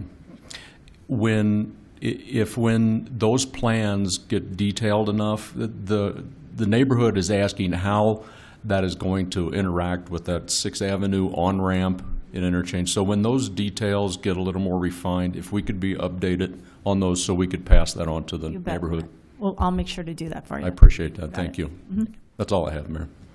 Councilor Abel. I don't believe we'll have another report before the 20th, and we will be having the wards 1 and 2 cops and council at the Clements Center the night of the 20th, the evening of the 20th. So please join us. Fantastic. Councilor Harrison. Well, if you decide that you want to just have like coffee and donuts and not walk this weekend, you could come to the Ward 5 meeting at 9 o'clock at the Bear Valley Church. We're having a discussion about senior issues, senior services and senior possibilities. We'll have both the SRC, Senior Resource Center, and City of Lakewood Clements Center will be there talking about what's available for seniors. Not only, we talked about transportation and touched on senior issues last month, but this is going to be all those other things in addition to like activities and meals and fun things that are out there for seniors. So come if you can and want to have coffee and donuts. The other thing I wanted to ask City Manager Hodgson if she would make sure that there is a thank you for Michael Brogan. Did an impromptu meeting that we had some concerns with Ward 5 about rodent control, and he dropped everything, was able to make a meeting happen, And even though we didn't have a huge turnout, we had really good questions and he gave us really good information. So I've thanked him, but would you make sure his employee record indicates that he did a super job? Thank you. Councilor Roybal. Boy, that one's harder to follow. We're going to be having our West Metro Veterans Fair on the 20th of September here, and that happens to be a Tuesday from 1 to 5 at the Elks Club. So I just wanted to invite all the veterans to come down there and get to mingle a little bit, get to see what's going on, what's new, what isn't, and how things are moving. So that's all I have. Thank you. Councilor Vincent. Ward 2 meeting is at 7:30 this Wednesday at 1580 Teller. Councilor Wickman. No report. All right, anything else for the good of the order?